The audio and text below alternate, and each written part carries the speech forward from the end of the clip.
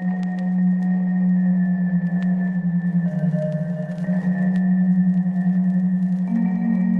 World, Florida. Old World, Florida. Old World, Florida. Dude, I'm telling you, dude. Dr. Narco Longo came on and dropped the hammer of the god.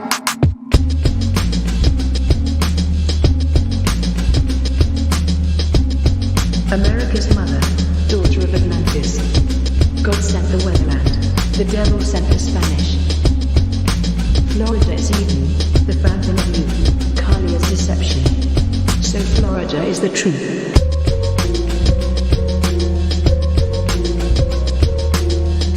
Welcome to Florida, baby. Dr. Narco Longo. Florida, it is everything.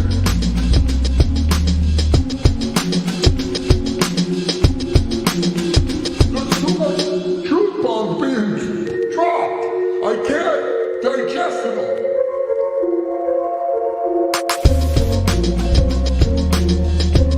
Old World, Florida.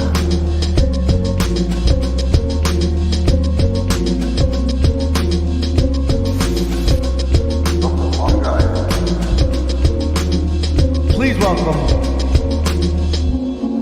Dr. Narco Longo.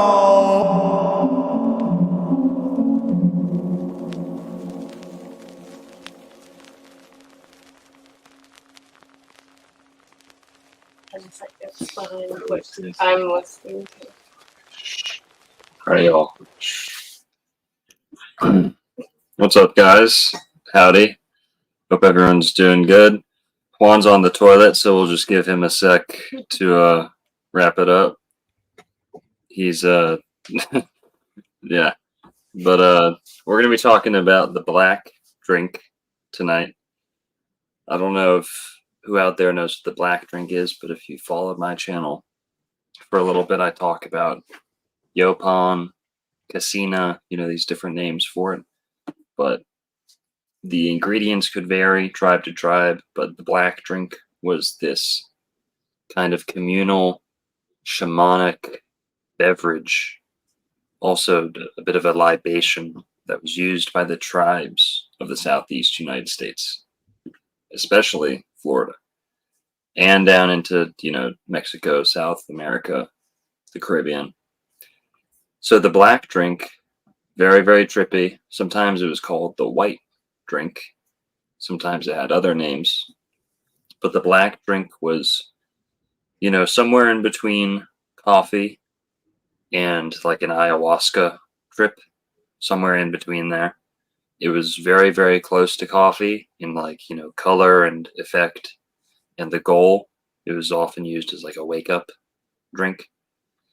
But if you didn't know what black drink is, that's a quick summary. So we're going to get into black drink. This is like America's native coffee. We don't need coffee from elsewhere. We have caffeine right here in Florida, in the Southeast United States. Think about how much tea, coffee we bring in, right? Yaupon is right here. And it's a lot healthier and it's stronger. But that's black drink. And we're going to be bringing up some pictures and stuff, but we've got Professor Longo here, my brother. We've got Shem Jacobs from Tartarian Truth. Appreciate you having me. We've got El Chosen Juan. He's still on the bidet, but yeah. And Professor Longo, you can find him at the Dancing Elephant YouTube channel too. That's a thing now. So well, we'll wait for Juan to get back, but yeah, just quick thoughts. Oh, and we're going to be linking it to Coca-Cola. So just quick thoughts, guys. Yeah, we can also discuss the possibility of some of the drinks known around the world being connected to it, like with the Greek religions, even in Africa and the Pacific area. So, right. So black drink, we'll kind of get into some more, definitions and pinpointing it to certain people. But I was backstage, I was likening the black drink and Coca-Cola to tobacco, ancient shamanic tobacco use, and the modern cigarette industry. So, you know, in ancient Americas, you had all these shamans. South America, North America, they all used tobacco. And the tobacco was their number one kind of sacrament, burnt offering, drug of choice, and also healing drug of choice, you know, medicine of choice for so many things. And the use of the tobacco by the shaman over time got so, you know, publicized or kind of, you know, circulated, the tobacco that the shaman was using, shipped all across the world, you know, cheapened, adulterated. The shaman eventually, you know, ceased to be associated with tobacco, and tobacco was kind of, you know, for everybody. And that's where we're at today. And you know, 100 years ago, 50 years ago, like every single person smoked, and tobacco comes from America. It was like America's flag planted in every corner of the world. You know, every market and every obscure country had a pack of American cigarettes. Well, the tobacco going from the shaman to the everyday man in the form of cigarettes, right from the pipe or from the cigar naturally to the cigarette, mass produced in the pocket of everyone.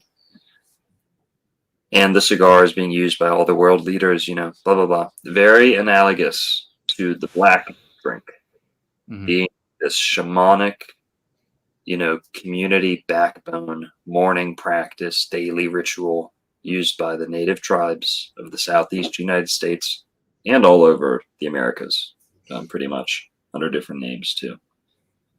That they would use this black, highly spiced, herbed, you know, emetic drink that would make them throw up in many cases. That was the point a lot of the time. They would take this usually in the morning, not always, but it was like coffee. It was like their wake up purge and, you know, retuning themselves.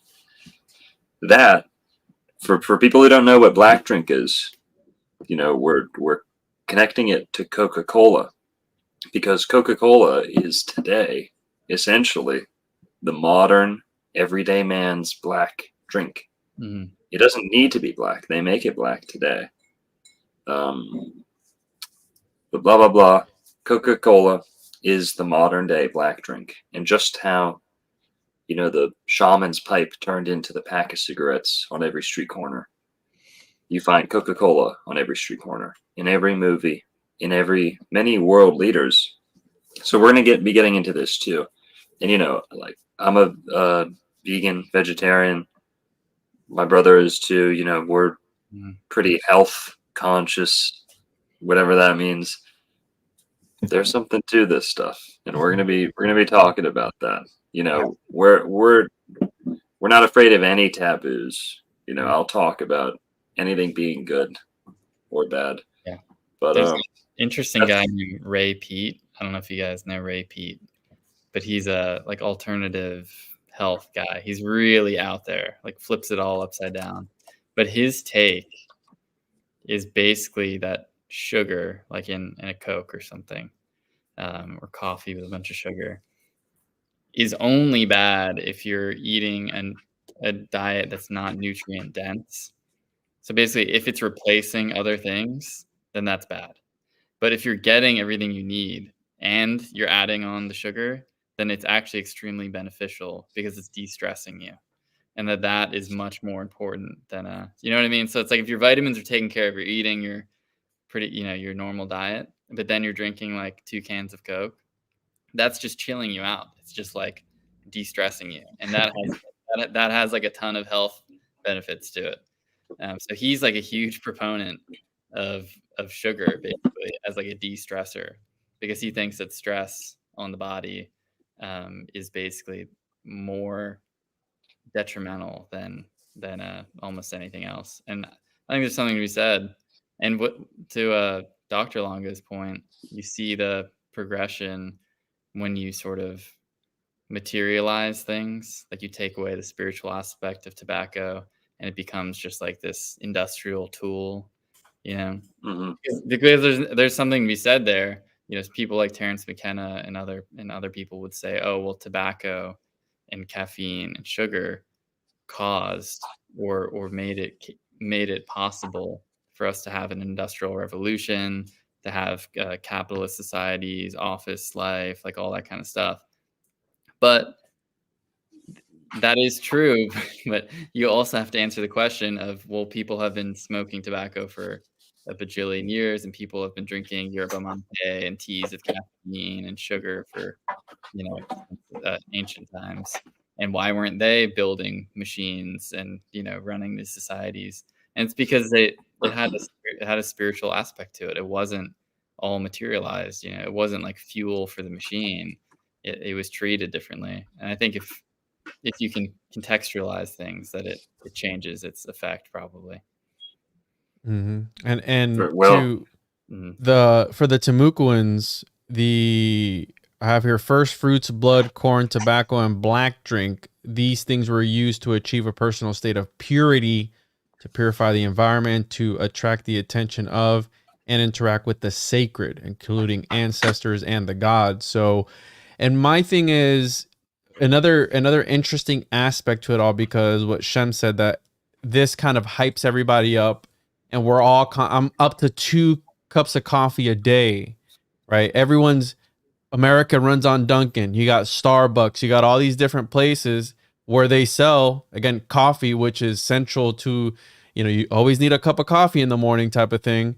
And it's putting everyone in this state of mind, how you're saying, Shem, all the time. And one of the things that really stood out to me with the Timucuans, because it, you know, relates to Florida, is that they would also take the black drink in preparation for warfare. Which that's why it's interesting that Trump and all these guys are into, allegedly, Coke and all this stuff. And again, who knows if they're pushing this stuff because they're shareholders in these companies. Like Warren Buffett, they always show him eating. Is he a Taurus? He's always eating in all these pictures that they show of him. He's a Virgo. He's a Virgo? Buffett, Warren Buffett is an ascended master. He is he's a living guru. He's the greatest investor to ever live. And he's alive in our time. He used to drink cherry Pepsi for like 20 years. He drank cherry Pepsi, and literally, I'm not even kidding, like 6-7 cans a day. He switched to Coke. Like Juan's saying, he switched to Coke when he invested in Coke. Berkshire Hathaway. I mean, that's Berkshire Hathaway. Yeah. Well, the thing we also have to consider the type of Coke that's being shipped to these places and being sold most around the world. Is the type with sugar or the type with high fructose corn syrup, right? Because I do agree that consuming the sugar and the caffeine does put you in that permanent state of like a mild psychosis. So it could tie back to the ritual involved in connecting with some form of God. You could argue that it's like it's almost like an agitated type of situation, kind of like a psychosis related to maybe like the cult of Dionysus or something. But yeah, it is a Bacchic Dionysian ritual that Buffett is reveling in. He is just a maniac. He does not give for people who are like super material. That's why I was saying that you have to sort of spiritualize. Like if you become super materialistic about what you eat and you see it as like, you know, counting like grams of this and grams of that and like molecules, and I'm just feeding this beast. Like that's basically an eating disorder. Buffett and people like Trump and Buffett and all these like extremely high achievers, performers, like the food they're like feeding on the ether, you know, the food is like secondary. It's for fun. Buffett drinks Coke all day long. I think you could look it up. I think he's like 93. He's old. He works 5 days a week. He's the CEO of the largest company in America by equity, not by market cap, and he's out playing all. He's 93. Yeah, he doesn't give a shit. And Trump, same thing. I mean, I think he drinks Diet Coke, but he's drinking Diet Coke all day long. And like those two guys have more energy than the four of us combined. You know, they're like running the country. And I don't know, maybe it's at least interesting. Yeah. Depending on and we're down here saying don't eat that, don't drink that corn syrup, like stressing out. It's true. You're drinking Hey, the kosher I've version. I've been that guy who didn't have a Coke for 3 years. Mhm. Like no soda at all. And very, always wanting to tell people. It's like the whole vegan, stereotype. Oh, I don't drink soda. I don't drink soda. It's like, look at me, like I'm fucking Princess Diana. Clip 'cause I don't your drink, nails. Clip your nails, because right? you gotta clip your nails. And It's a You know, de-stressor. It's like getting a massage or something. That's what we're talking about. so Shem, you bring up a good point. That's Coke's not going to be the whole point of this, but we're referring to the fact that all these people drink Coke. High achievers. Now, Coke. There's two types of Cokes, right? What, Shem? I don't know, just the high achievers drinking Coke. It's almost like it's like an advertisement for them. It sells itself. I mean, That's not whatever. funny. Americana. I'm part of the Florida Tourism Board, so Hell yeah. not on their dollar. But you've got two types of Coke. Let's look this up. And I want to Mexican add, Coke. Yeah. so I wanted to add that Coke is also responsible for the whole Santa Claus red and white thing. So they literally birthed an egregore into society and existence because they're the ones. And was it the polar bear too? Like they had a polar bear for a while, didn't they? Yeah, they did. But I mean, one of the Wow. main, Ooh, that's very Saturnian. The polar bear. polar, solar, whatever, all that stuff. The Earth They have, something major. the logo, I think, has sex written in it, right? Like if you, it's somewhere in there. Oh yeah. Cursive, it says sex. Yeah. So, yeah. Oh, they're big. They're big subliminal marketers. Yeah. There is Coke a connection between these rituals and Saturnalia that we're going to talk about later too, because the way that Saturnalia is to Christmas, Purim, the Jewish tradition, would be to like the Eleusinian mysteries. Or You'd know, right? You'd know, dude.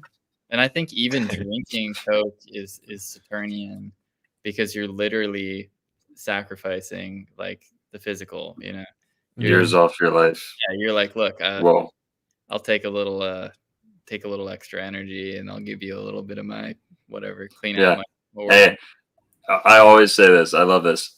I'll take the magica. You can have the health.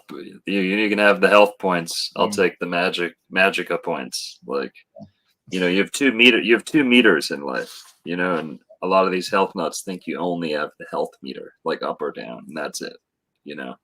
what about stamina? But well, that's what I mean. There's something else that's like artistic, creative, entrepreneurial capacity, genius is separate from health. As much as anyone might try and tell you the opposite, health has little to no bearing on like artistic or creative genius. Oh yeah, I mean that's So, that's obvious. Like an established fact. Like if you name your top 10 musicians, painters, filmmakers, actors, whatever, they are all like probably not even people you'd want to be around in the first place. But secondly, they're all like extremely unhealthy, like addicted to, God knows what, and like just demolishing their bodies. Like it's absolutely a give and take. So is it just in their mind? Are they manifesting it themselves, or are they possibly connecting with the muses through some sort of ritual connected to what we're doing right now, talking about right now? It could be a Dionysian sort of like ecstasy type of state, like you said, an ecstatic state that you're in for a long time. Here, so let's just back up real quick. Black drink with the Native Americans, okay, in Florida. Trump lives in Florida, right? Trump is obsessed with Diet Coke specifically, from everything I've seen. Like what you guys have seen, right? It's usually Diet Coke he's very into. But he tweeted these back in 2012. And it's actually super hard to find a picture of Trump holding or drinking Coke. I don't know if his media team like scrubbed that, but I don't know. It's hard. It's so hard. He loves the stuff. He's proud about it, but it's so hard to find pictures. I have a couple, but Maybe he has like his Coke place. It's just like a private area where you guys would unwind and drink a Diet Coke. He has the Ark of the Covenant, so I wouldn't doubt it if he had. Right, he has the golden throne. Does that have any astrology? Are you talking about that alleged Apollo shrine he has inside of his Fifth Avenue Tower or whatever? Is that what you're talking about, or something else? No, I'm talking about the Ark of the Covenant that we talked about earlier this week. Yeah, I don't remember. Important to note, lads, that these, and I'm not gonna get hung up on like Trump and Buffett as like people, as if we just love them or whatever, but they're two good examples of this black drink thing. And I think that it's interesting because not only do they guzzle Coca-Cola, but both of them do not drink alcohol at all. Both cannot be coincidental. And I would go as far to say that probably these native people are not drinking alcohol either. No. I don't think they're distilling alcohol. I'm not like an expert on whatever, but from what I've heard, the alcohol was only added to some of these drinks to kind of like lessen the psychedelic effects. Is from what I've heard, it wasn't intentional to get drunk, like a solvent or something. Yes, it was the solvent. Yeah, so I think that's essential oils. Yeah, it's the black drink with no alcohol. That's not a Jack and Coke or something. That I think there's something to that even till today, there's some kind of something going on with the caffeine and the black drinks, even like a yerba mate in Argentina or something. Like it's heavily caffeinated. It's their ceremonial, like traditional drink. But I don't think anyone's mixing liquor in with it. Right. It's an interesting point. Yeah. Yeah. Alcohol is right. It takes away, right. It separates the spirits, right. That's what you use so when you're drinking alcohol, you're literally stripping away part of yourself. So, and that's alchemy, and that's actually changed my mind on alcohol. I don't drink as much alcohol as I used to. Glad you've been watching my videos, man. I don't watch. Glad you've been paying attention. I don't watch your channel, dude. Don't get it twisted. All right. Yo, who's this? This is my assistant. Oh, okay. Producer. Well, I was making sure it wasn't some random interdimensional crackhead trying to jump onto the stream. But there's something about the stripping away of yourself, and when people are drunk, they are in an altered state of consciousness, obviously, and I've heard it put that it opens you up for possession. So you're able, right? Spirits are able, wine and spirits, things are able to slip in, and people act completely differently than they would, and they black out. Wow, that's deep. Yeah, guys, do not drink alcohol. Okay. Yeah. Never. There's little to no justification. So, kombucha, that's something else. Rubbing alcohol on a wound, that's something else. That's its intended purpose. It's an agent. It's a solvent. It's it strips the essence, just like Juan said. They do push alcohol in society quite hard, though, and there's an entire they push it so hard. 100%. But kombucha has worms in it, dude. That's homunk juice. There's homunculi in kombucha. Yeah, it's just like snot. It's not worms. No, they're worms, dude. Worms. All right. You be drinking that worm juice, bro? Is that what you like, Longo? Yikes. Like the worms in your mouth, bro? Look at that. They're on. Yeah. Yeah. Funny. Hitting too close to the truth. Look at that. Yeah. Look how he squirms. The homunk juice. Nope. So, what were we talking about? I'm not sure. You didn't tell us what this picture was yet. What is this? This is just Yaupon holly, like being sold as like a tea, not as the black drink, just Yaupon holly, which is the central primary ingredient of the black drink, is Yaupon holly. So does it become black as a result of that leaf, or is there something that's added in later that makes it black? It's boiled down, so it starts off like wine colored, then like ginger ale colored, and it just gets cooked down into like a dark brew. Is it what kind of what is it part of the grass family or anything, or is it like a cereal grain, or what is it? It's just a leaf from a tree. Yaupon is in the holly family. So these are like Christmas berries. The red holly, like almost like a mistletoe, similar, like little red berries on a bush, small tree. So, so that's the central ingredient. I don't know where my. You said that was Yaupon holly? Longo? Yeah, Yaupon holly. So I have something here. The use of Yaupon holly was also very widespread throughout the Southeast. The leaves of the Yaupon were dried and toasted, and a tea made from these leaves. The resulting drink is called Cassina or black drink. Black drink was most often used as an everyday drink and for ceremonial purposes. Additionally, the Timucua was used black drink as a. You said this at the beginning, as a purifying agent in a variety of applications, including preparations for warfare. The tea was also used as a powerful emetic, which was part of the reason that the Timucuans and the Southeastern Indians viewed it as a purifying agent. And they would take it, and it was said to have, they would take it with seawater as well, which occasioned great evacuations. Oh, yeah. Was taken. Go ahead. What's interesting to me is the difference between when it was used for the shamans specifically and then when it started becoming used for these people. So the ingredients must have changed at some point, because the shamans aren't going to be worried about warfare, right? So yes, so there's a whole debate as to whether it's actually vomit inducing. Now, if you just take the Yaupon holly, the stems and the leaves, that's safe to drink and brew. The berries of Yaupon holly are poisonous and can cause kidney failure. And they like to label some plants as dangerous, but Yaupon holly, from what I've seen, it actually says that. But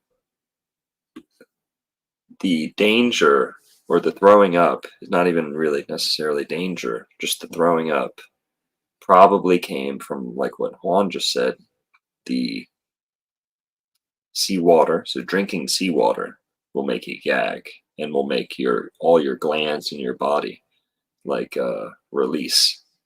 So you'll be like, barfing. And also, so it might not have always had seawater, but that could have caused the reaction.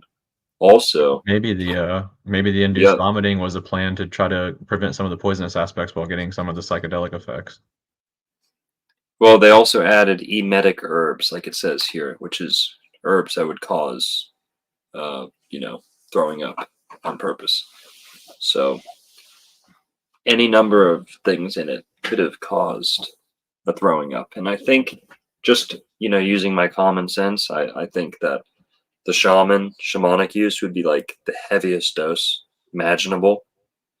And the morning group usage might have been a little bit more like a coffee, like a wake up. Everyone's on the same page and, in the same frequency. Then also, and I know this guy named, fuck, what's his name? I forget his name. Shit. The guy who had the portal house in El Portal with the cave, the Native American cave in Miami. He is a shaman.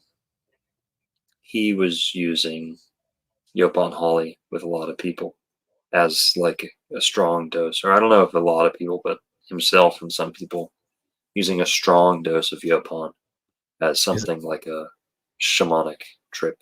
Isn't datura also sometimes said to be used in some of these drinks? Yes, I think that's mentioned in here as datura. That's one of the scariest drugs I've ever heard of. I had a buddy who ate a datura plant, and he was never the same ever again after that. He tripped for multiple days and was just, I don't know. It's really strange. Wow. So, but he just straight up, I guess, just ate it.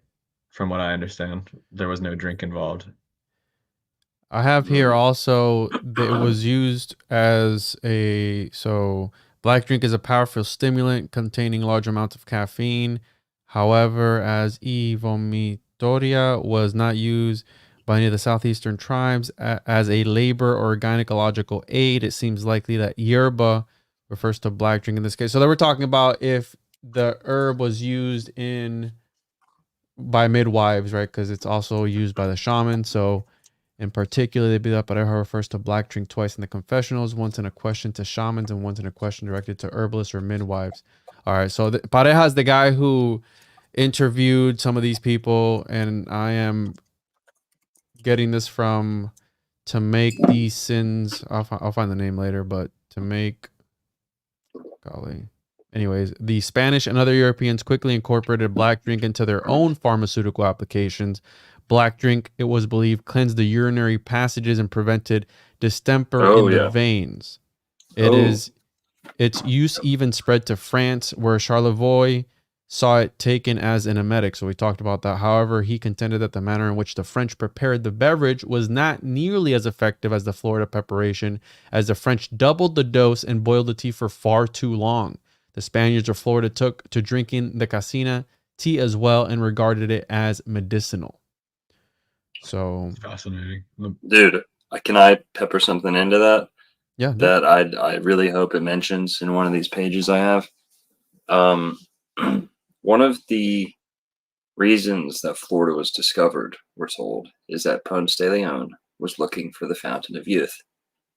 Believe it or not, the earliest mention of the whole Fountain of Youth thing, it actually talks about Ponce de Leon, who was only 4'11", trying to find a cure for his sexual dysfunction, for his ED. And what year, how old was he when this was happening? Just curious. Do you have any I think idea? late 40s. Okay, but so it wasn't uncommon. sense. The Spanish ate a lot of pig, especially the sailors. A lot of pork and pig and sludge and tack, just not good foods, you know. So it was very common to get ED back then, and especially with all the diseases, being a sailor. And it literally says one of the earliest mentions, 1500s, maybe early 1600s, talks about him going to Florida to cure his ED. And the whole Fountain of Youth thing was not actually about him getting, younger in years. It was about him returning to a youthful, functioning man, enhanced by Florida water, and just look at Florida. It's phallic. It's like it's like America popped to Viagra. It's phallic. It's oozing water. It's life-giving. It's fertile. And to have these things coming out of Florida, like the black drink and stuff. So, blah, blah, blah. Ponce de Leon was coming to Florida to try and cure his dysfunction sexuale, something like that. It says he had ED. And the black drink was known. I hope it's going to say it here, but if not, I have PDFs, old PDFs, maybe Jonathan Dickinson's story from like Palm Beach area, where it says that they would take Cassina every morning, which is the black drink, and that the Spanish and all the Europeans would risk trying to trade with the natives to get some, because they'd heard it cures instantly ED. That this black drink that all the natives in Florida, they actually say, were like, had no problem downstairs. They were, fully functioning, basically.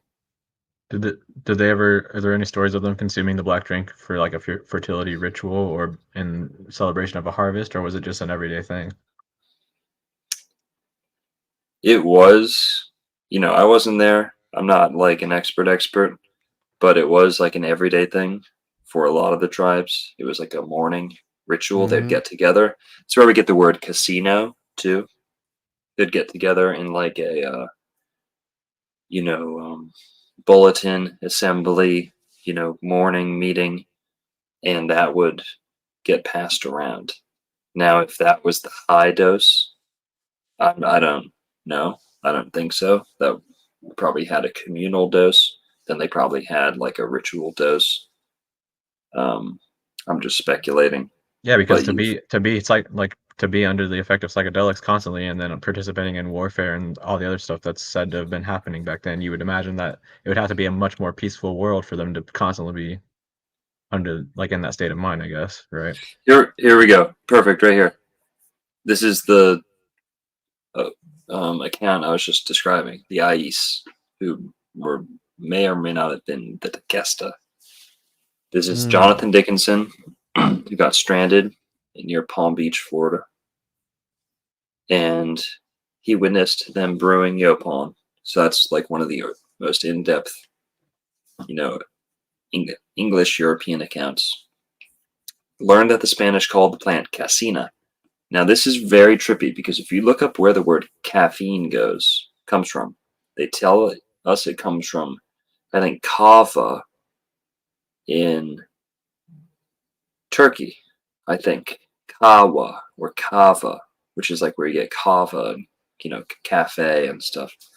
I don't know what I'll came pull it up. first there, but You said yeah. caffeine? Yeah, caffeine, origin of caffeine. If you look up the origin of caffeine, the word, it tells you Turkish or somewhere around there, kave. Now, It's German. that has nothing. Can I pull it up? Okay. Sure, yeah. Because you're wrong, Longo. Absolutely wrong. All right, so let me pull it up here. Well, So there's also Oopsies. like a Polynesian drink called kava, which is interesting that they drink on a daily basis, apparently, or like at least commonly. That sounds pretty similar to this. Chemist Something in the Pacific area. I'll look it up real quick too, see if I can bring something up. Brunge or Runge, 1795, 1867, apparently from German Kaffee or cafe, coffee. I don't know how you would say that, coffee. Plus chemical "ine," German "in," so called because the alkaloid was found in coffee beans. Its presence accounts for the stimulating effect of coffee and tea. The form of the English word may be via French caffeine. So True. Well, good. Nice. So, regardless, it's not Cassina, right? It's from Eurasia. But guess what? When you take Cassina, which happens to have way more caffeine than coffee and tea, when you take Cassina and write it in the English, the Middle English or late English, whatever they were writing in the 1700s, what do you get? The S's turn to F's. And the Cassina is written in that Jonathan Dickinson report, an old PDF you can find yourself. The Cannibals of Florida, Surviving the Cannibals of Florida, or something like that. Jonathan Dickinson writes about the Cassina, like all the time, the natives taking it, how important it is, but it's spelt with 2 F's. Caffeina. Now, come on. Words are more interesting than they lead us to believe. Cassina equals caffeine, caffeina, but they don't mention that at all in the etymologies. How is it that the native word Cassina, when spelt with 2 F's instead of S's, which was very common in that older English. If you go look up the PDFs, Cassina is written with 2 F's. Caffeina, that's a very strange coincidence. Link. Yeah, that's a very easy like edit or because that double that soft S does look very similar to an F. The only thing it's missing is just like that line that crosses over it in most examples.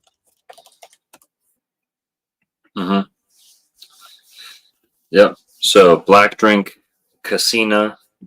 Native Americans were using.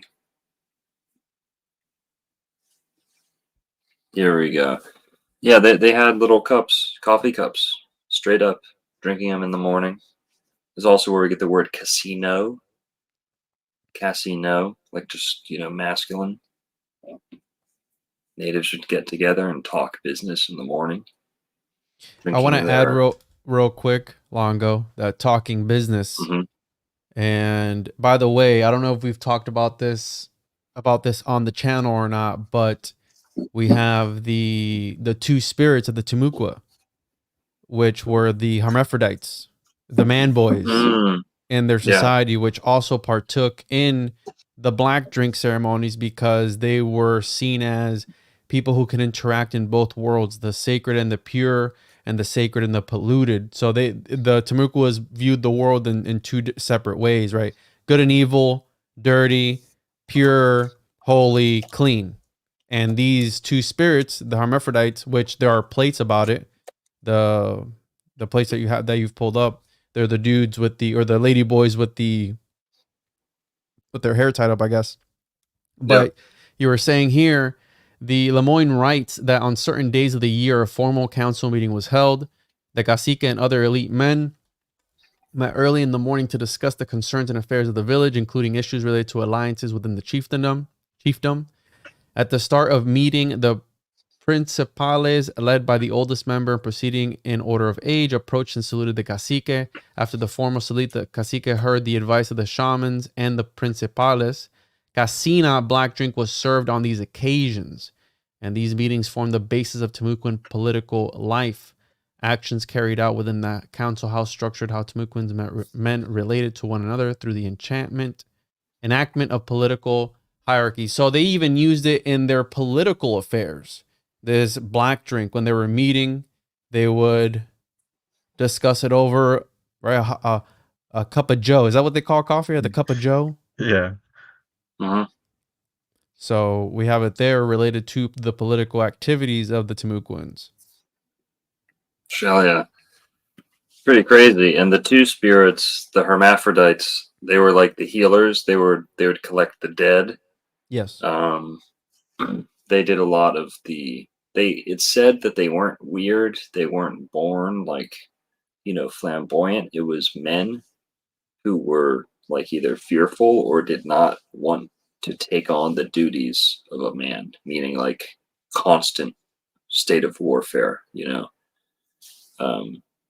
That's what I've read. They were used, so not to get graphic, but they were used. They penetrated and got penetrated in society. And some caciques, I'm serious, some caciques would take them on as their wives, essentially. So it was a thing that almost reflects like the Roman, Greek times where that was kind of common. But yeah, they did participate in that aspect too. And how you're saying they weren't some weren't as flamboyant as others. But, it's like you, bro. You like what you like. You know what I'm saying? Like your little... They were sissy boys, no doubt. Yeah, there's a plate on them. Let's see here. Go ahead. I think it's interesting because the Scythians in ancient history have this legend where they're affected with the woman sickness, which is allegedly like basically being a hermaphrodite, being double form. And there's the god Hermaphroditus who kind of like seems like it could be an allusion to a messiah type figure because it's a god that only appears among men at certain times. And ancient authors like Herodotus and Diodorus of Sicily mention how hermaphrodites were usually killed when they were born. Hermaphrodites, her rod. That is. Yeah. Her rod. She got a rod. Okay. But was he a tranny? Can we know for sure? I don't know. Herodotus or Helicarnassus. It's hard to tell, but basically it's just like the idea behind it that it's like a allusion for the Messiah is that Cyrus the Great was called double formed, and in those same sources he said that his type of person should have never been born in that time period because of what he was, and they call him double formed.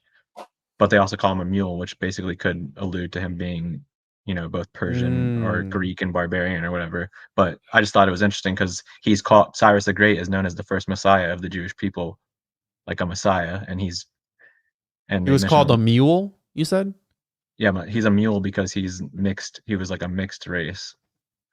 Yeah, like a hybrid. And mules are also sterile too, right? Mule, mulatto. Well, not all mules are sterile, but because he had a son, unfortunately. He had two sons, and one of them killed. Like he was cursed, but basically he was the Messiah for the Jewish people because he allowed them to return to the Holy Land. But he, like the prophecy of the Messiah riding on back into Jerusalem on the back of a mule, it could be seen as like Cyrus is carrying back Jewish people to, because he's the mule and the Jewish people are basically you see what I'm saying? But Yeah, I got you. I don't know. I think it's really interesting because he could have been a hermaphrodite is where I'm going with that, because they said he's double formed and that people like him would usually not be born, and they actually did try to kill him.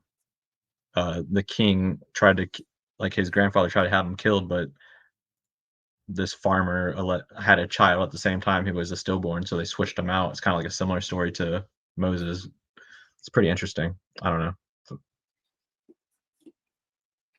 Yeah, no, that Yeah. is.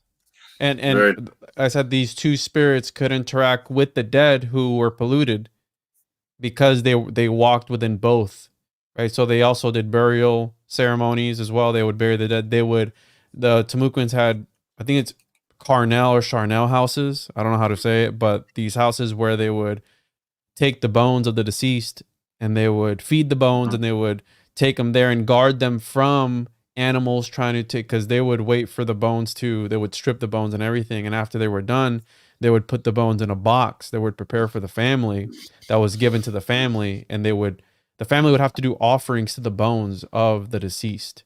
So and the two spirits were in charge of all of that, of interacting with that, because they felt, right, like the women when they were menstruating, that if you interacted with them that you would also become polluted. So the two spirits would take care of the women that were menstruating with separate fires and all these different aspects of society. So Longo would fit right into that society. Just like they do today when your girl gets her period and she goes into the Starbucks and the two spirits make her venti latte and hand it back, and they talk about Joe Biden and whatever else two spirits are into. Yeah. Nowadays. Definitely. I like that.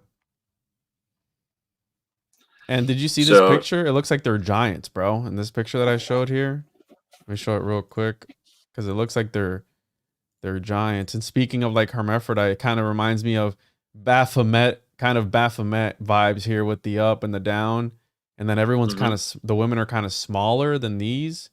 It's like, is that just perspective, or is that they were giants? I mean, they were really tall. It does seem related. It does seem related to Baphomet, almost like that entire situation was created as a cover up for some of this stuff. And the sons of men, came in upon the daughters of the sons of God came in upon the daughters of men. They are pretty small. The men are large. In the earlier accounts, it says that the royal races of Florida were well above the average European height, but that the everyday plebeian, the lower caste, was kind of average height, and that it was the royal race, the higher caste, the blue bloods. Speaking of the Timucua practices, how could you cross from the lower caste into the higher caste? Well, one of the ways you could do that was sacrificing a child to a king or a fallen soldier or a fallen shaman, all these things. Both male and female, or did it have to be specific? Well, both male and female. I've heard a lot about the firstborn male. Now, Juan, I know, talks about the firstborn female being very important to them too.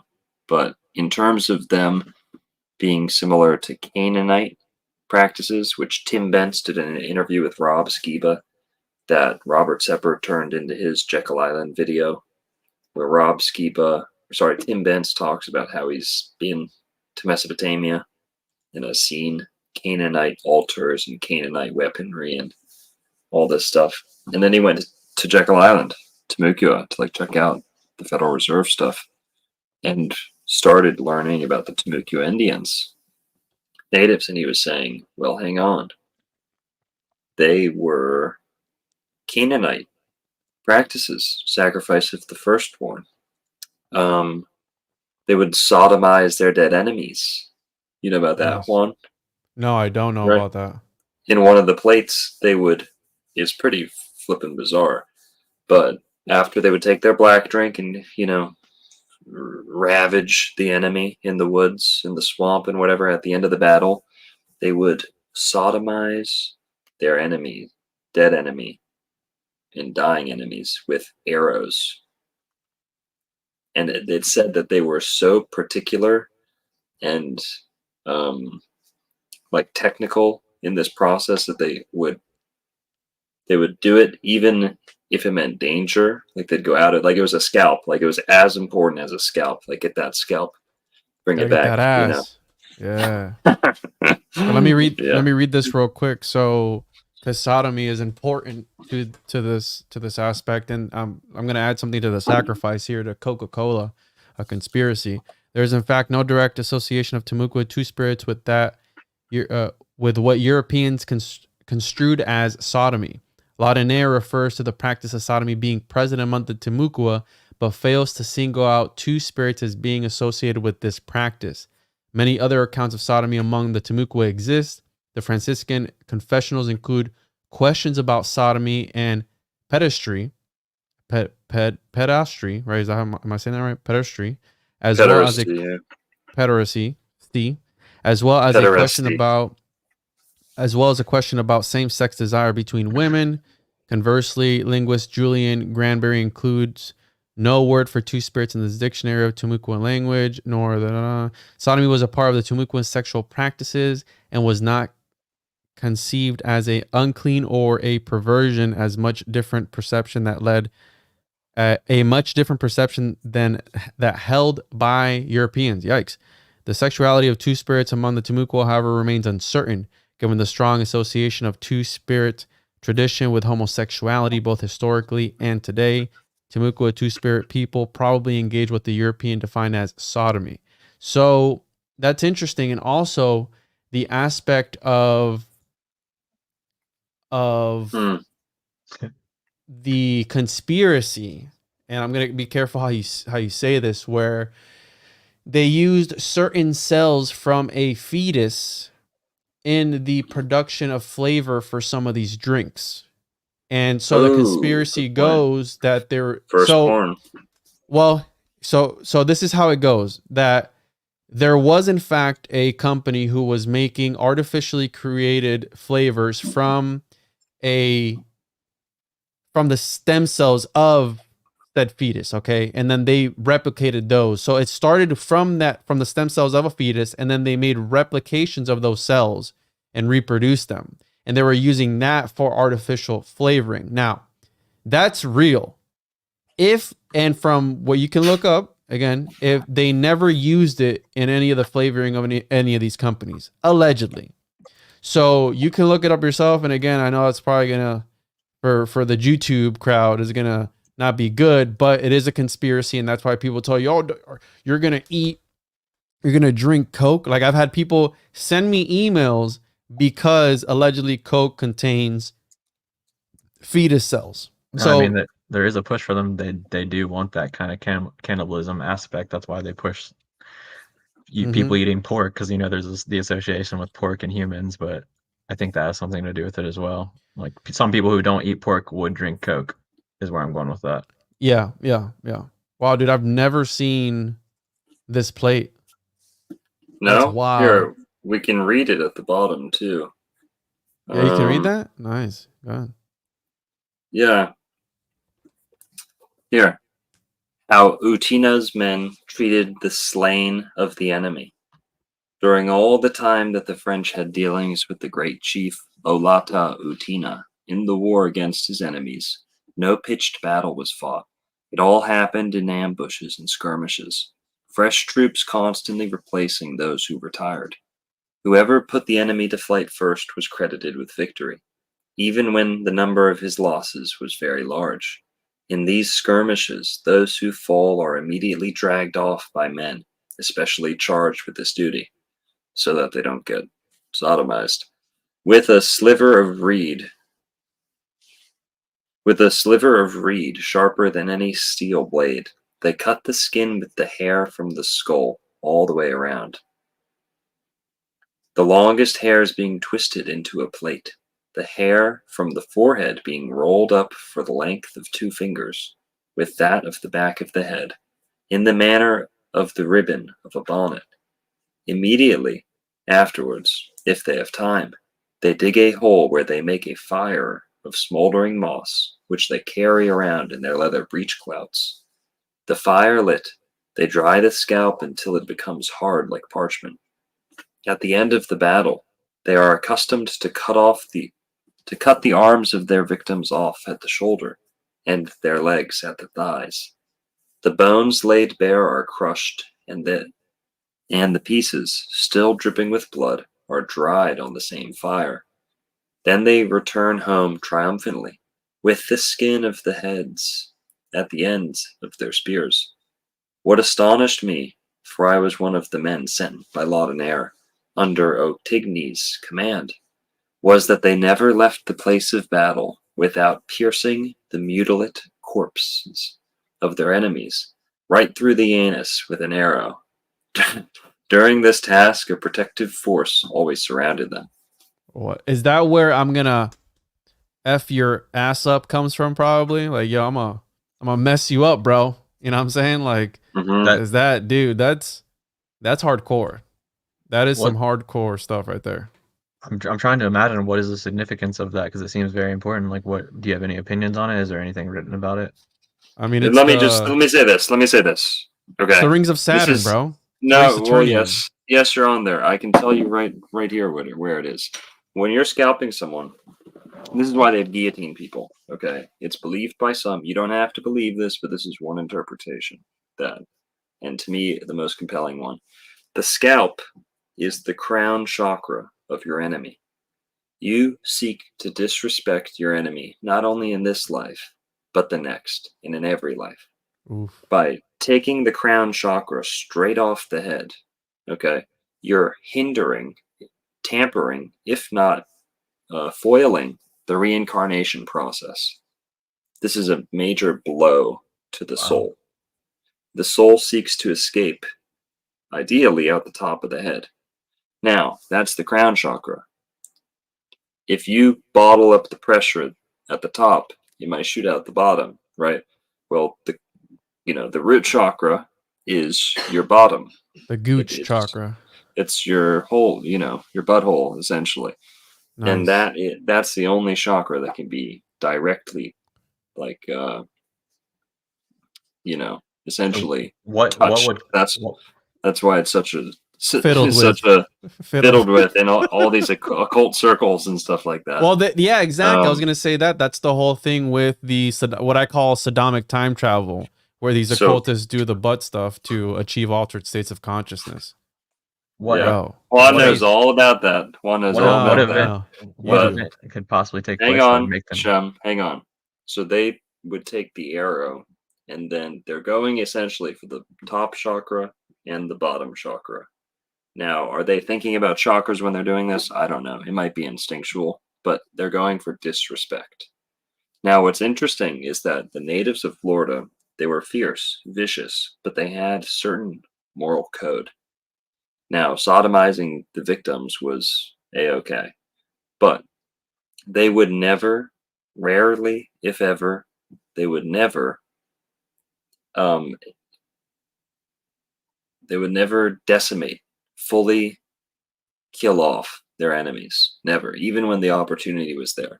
So if they met out in the woods, and they have a tribe of 100 versus a tribe of 100, and they kill, most of the men in a neutral, battleground, they would not push on towards that town's, city, home, and burn and take advantage of the fact that the men were killed off. They would return home and celebrate their victory and say, okay, now we can live to fight them for generations. They'd give the other, I'm generalizing here, but they'd give the other town, their enemies, a chance to bounce back, to repopulate. They never extinguish them completely. That's kind of where my question was going to go anyway, so I'm glad you elaborated. But that's what I was thinking. Like, what possibly happened to make them have that much animosity towards the people they killed on the battlefield? Because you have stories of, like, the Flower Wars, for example, with these tribes where they don't necessarily want to kill the people on the battlefield. A lot of times they want to take them back and sacrifice them. So what you're describing, this reasoning behind it, is very interesting and very different to what I've heard before. Mm-hmm. Yeah, So let's get back to the black drink. That's crazy, dude. That's I've a never seen this good play. caveat. Yeah, thanks. Oh, you like that? Who's the real colonizers? Colonizers, huh? I don't want to hear that colonizer nonsense. Okay, they were colonizing each other long before we ever got the there. Banyo bareback. Yeah, no. Yeah. But so yeah, Timucua Savages. And I'm wondering their astrological knowledge and where it, because I know they were big into divination, and when I did my research, I mostly focused on their magic, if you will, with a K or a C otherwise. And they believed in bewitchment, they believed in love charms, they believed in all these different things. They had witch doctors for the shamans, right, that would do these things. And there was also the divination before war, and that's the plate where you see the guy contorting with his arms out on the shield. That was a shaman divinating, and apparently they would sit there, and this dude's bones were cracking as he was contorting and twisting around, and they would just sit there and watch him until he was done, and then he would tell the cacique, like, it's favorable or it's not favorable to go and, you know, attack or go into war or whatever it was that they were going to be going to do. And it would all depend on this shaman doing this weird. And I believe that they would take entheogens. I'm not 100% sure. I don't remember. But yeah, it's really interesting. And I'm wondering what their astrological knowledge would have been if they were aligning things to certain astrological alignments. You know, like, hey, this star is up in the north or whatever it is. Yeah, so this right here, he's on a shield. They would draw sigils essentially around in a circle, and he's divinating, and they're just sitting around waiting for him to finish his thing. And they describe it as his bones cracking, and he's contorting and doing all these things, and they're waiting for him to be like, it's good or it's not good. Mm-hmm. And I'm sure that they would take black drink too for this ceremony. Oh, yeah. He was taking something. They were taking something they could get their hands on. Yeah. But let's bring it back to Coke. You hear about this in the news recently, about this town that worships Coca-Cola. Jimmy, could you bring that up? I think it's Cholula, Mexico, or somewhere near there. Coke. If you search Mexican Coke, well, actually, that'll probably bring up cartel stuff. But Coca-Cola, Mexico, Mexican City, Coca-Cola should bring it up. Yeah, I want to add some stuff to this because I did see this recently, and I was reading up on it before we had jumped on. I was reading about it yesterday, and there's a reasoning why they drink so much Coke. Yeah. They call it liquid gold. Like the nectar of their ancestors. Liquid gold, drink of death, like in a good way, like rebirth.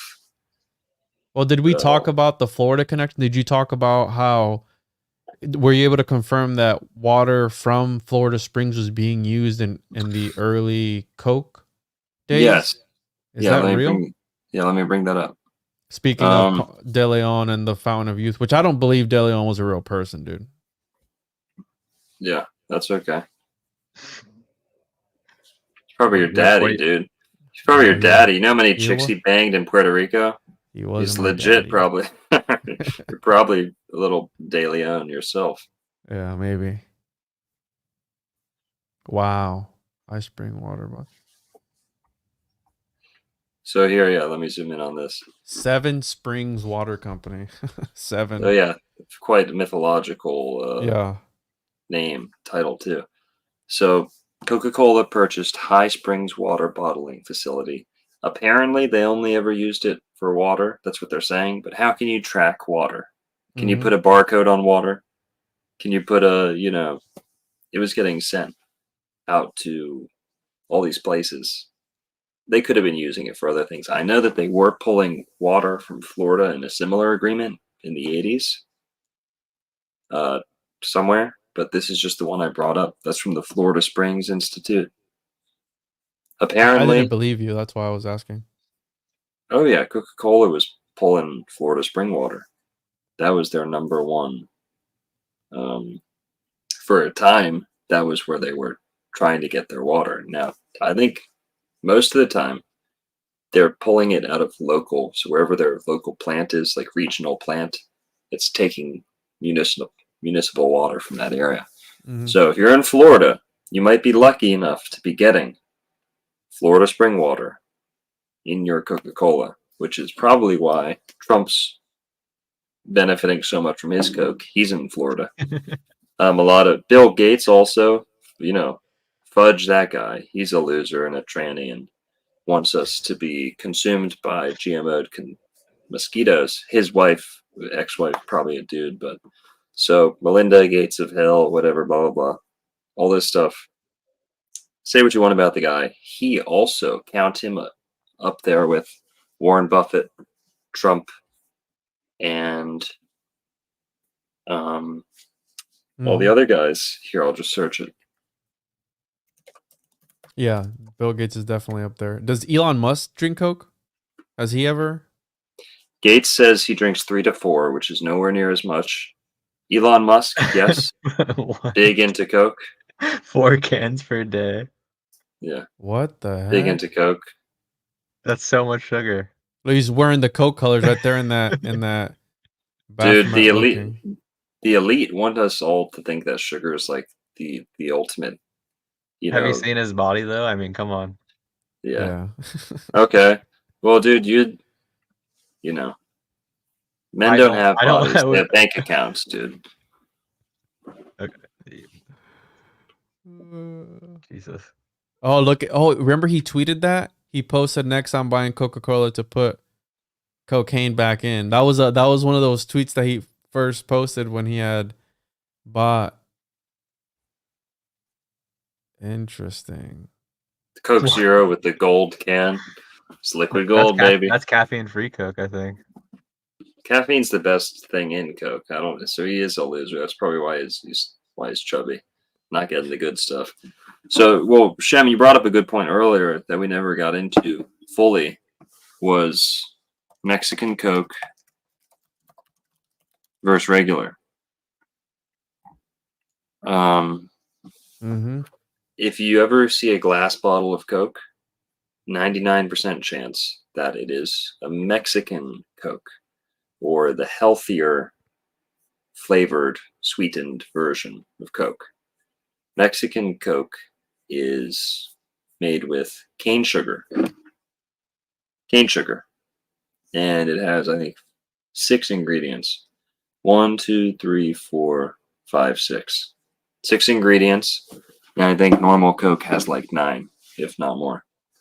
What's the sugar content? Can you read the sugar real quick? Because Bill Gates is drinking 4. I just want to know how much sugar Bill Gates is consuming.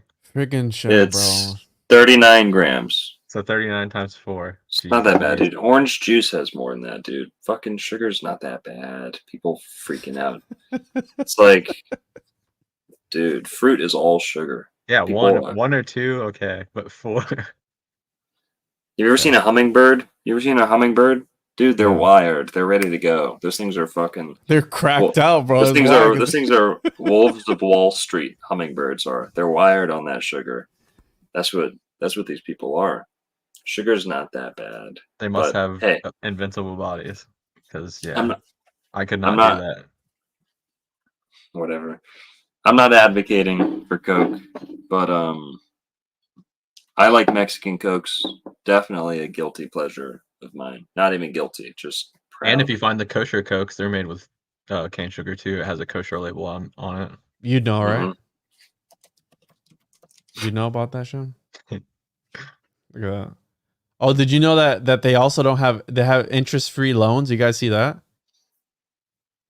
I can't share on YouTube why I don't drink Coke. It has to be on the shoot. the Ayus, I can't say the word with the J, but the Ayus, they get free. New Yorkers. The Hollow Earth, the Hollow Earth Jews get free interest loans, so they don't get charged interest rates according to. I saw it on Twitter earlier, but yeah, it seems pretty Passover, unfair. the festival that we celebrate when other people's firstborn children were killed. Yikes! Right. Yikes! That's okay. Hummingbirds want war. They made it to the promised land, which is Florida. So Yeah, they're all good. there you go. So yeah, yellow cap, guys. Kosher Coke, yellow cap. Let's see, what else has a yellow cap? Gasoline Yoo-hoo. has a yellow cap. True. So yellow cap is Coke. That is kosher. And so let's look up this. There we go. Warren Buffett drinking Coke. Jimmy, can you pull up Cholula, Mexico again, please? I know you probably did before. I forgot to switch to it. The Coke drinking town in Mexico. That's obsessed. Well, I don't know if I'd call it obsessed, but there's a reason why they just drink Coke, and I don't think it's because Coke is so great. There's reasons beyond their control, such as their infrastructure. Their drinking water is tainted, therefore. But you can kind of see that as a sort of psyop, because if you have these companies, this particular town in Mexico that drinks a larger quantity of Coke, the Mexican Coke company is still profiting regardless, and regardless of the people's water quality. So it's in their best of interest to not fix the water. Hey, as long as they have roads to get it there, as long as they have the minimal infrastructure to get these Cokes there, who cares about their water? Who cares about their drinking water? Because we're still getting the Coke to them, so they're going to drink the Coke. Someone said El Chapo double fisted 2 liters. But I don't know. I think the thing about the drinking water not being in good quality is such a terrible excuse, because they say the same thing about alcohol in like the Middle Ages. But there's no substitution for water. You need water to survive. You can't drink Coke as a substitute for water. It never made sense. Well, they do. Here they do. How do they do it? You don't need. I don't know, dude. I think you need water to be healthy. Come on, Longo. What's next? So water's not healthy. What's next, dude? Oh my god. What's next? No, water. I'm saying you don't need water to be alive. Like, you can drink Coke and you can drink, like juices and stuff, and you can drink liquids. And my dad never ever drank water. Like, not even kidding. 1 drink of water a year. Like 1 glass of water. It gives you kidney stones, though, dude. You're gonna get kidney stones from drinking. Yeah, I'm not saying it makes you healthy. It makes you unhealthy, but yikes, bro. All right, anyways, go ahead. I'm sorry. Just didn't mean to. All good. All good. The headline. Dr. Wongo. So, this small town in Mexico is addicted to Coca-Cola. Go look this up, guys, if you want after, whenever you're doing stuff elsewhere. Just go look up, I think it's Cholula. I could be wrong. No, I mean, I saw a documentary about this before, too. Some dude went down to the city, and it was like, there's Coke everywhere. Like, every little shop had the coolers and everything, and they, like, had the Coke trucks delivering them. Chiapas, not Cholula. Chiapas. So, I'll just skim through this. Nobody in the world drinks more Coca-Cola and other fizzy drinks than the residents of Chiapas, Mexico's southernmost and poorest state. In the state's mountain town of San Cristobal de las Casas, population 186,000.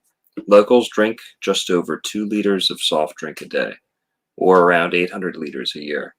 That's more than 5 times higher than the national average of 150 liters per person per year.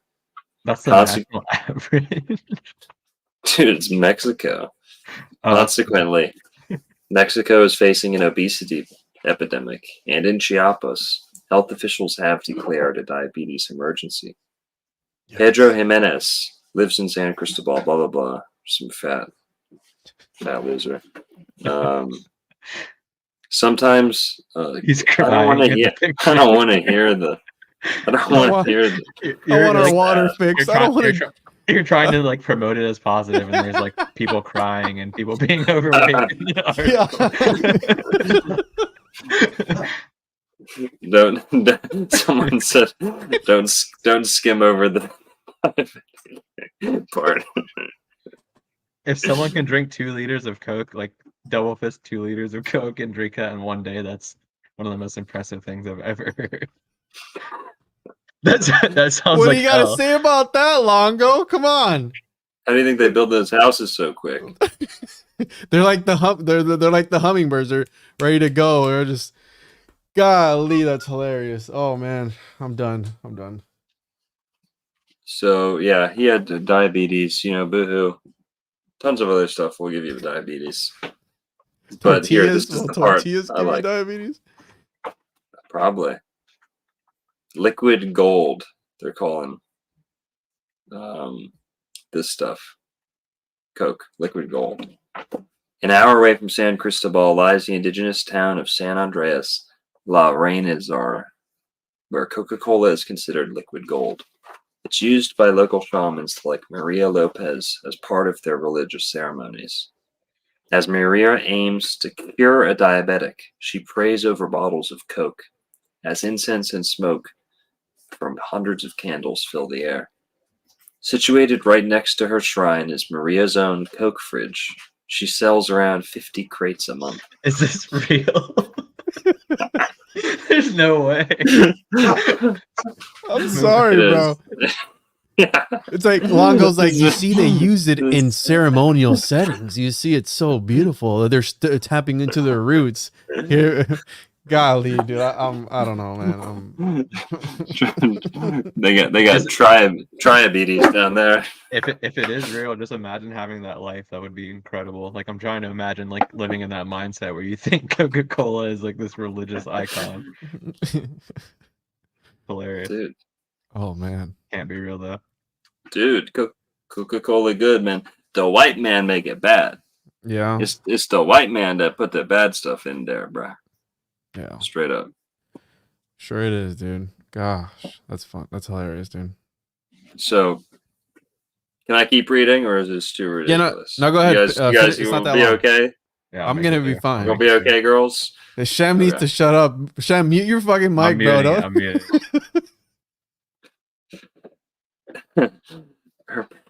Her perspective on the origins of diabetes differs to the scientific and medical reasoning due to her religious beliefs.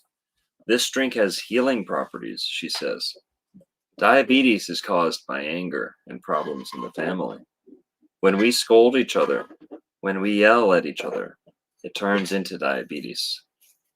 I'm 51 and have never been sick. I have drunk and eaten plenty of soda, liquor, beer, and chicken. According to a 2019 study by the Chiapas and Southern Border Multidisciplinary Research Center, each resident of the southern state drank more than 800 liters of Coke in a year.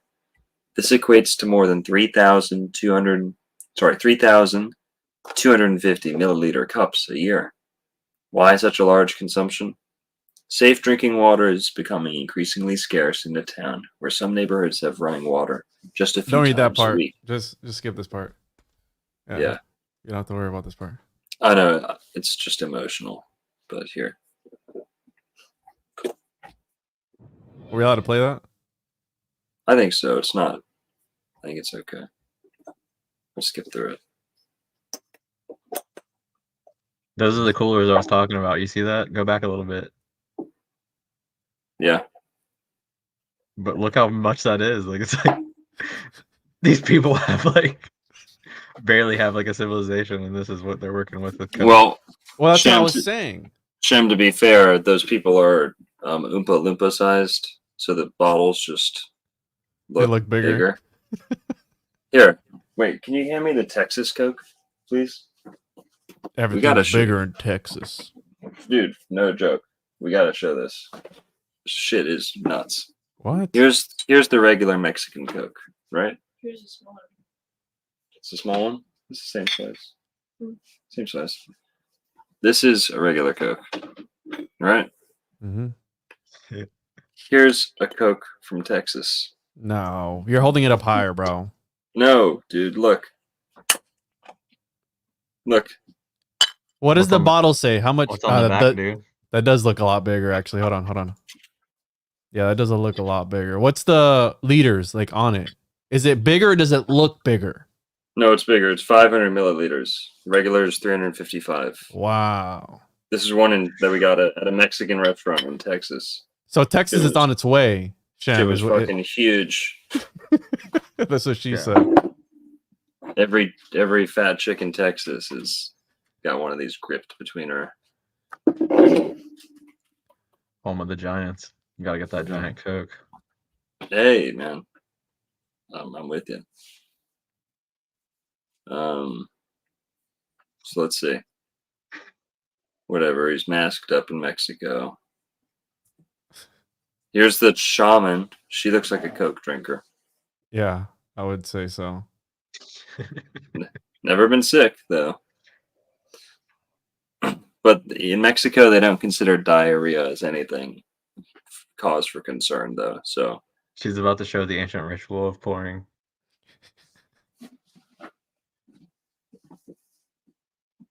damn, that's that black label. That's that good. That was big, even bigger than the Texas bottle. Hold on, go back. No, they're just Oompa Loompa size, dude. I'm telling Wow. That could be 1 full liter. Like they're pushing the limits down there. you. Yeah. Living on the edge. That's wild, dude.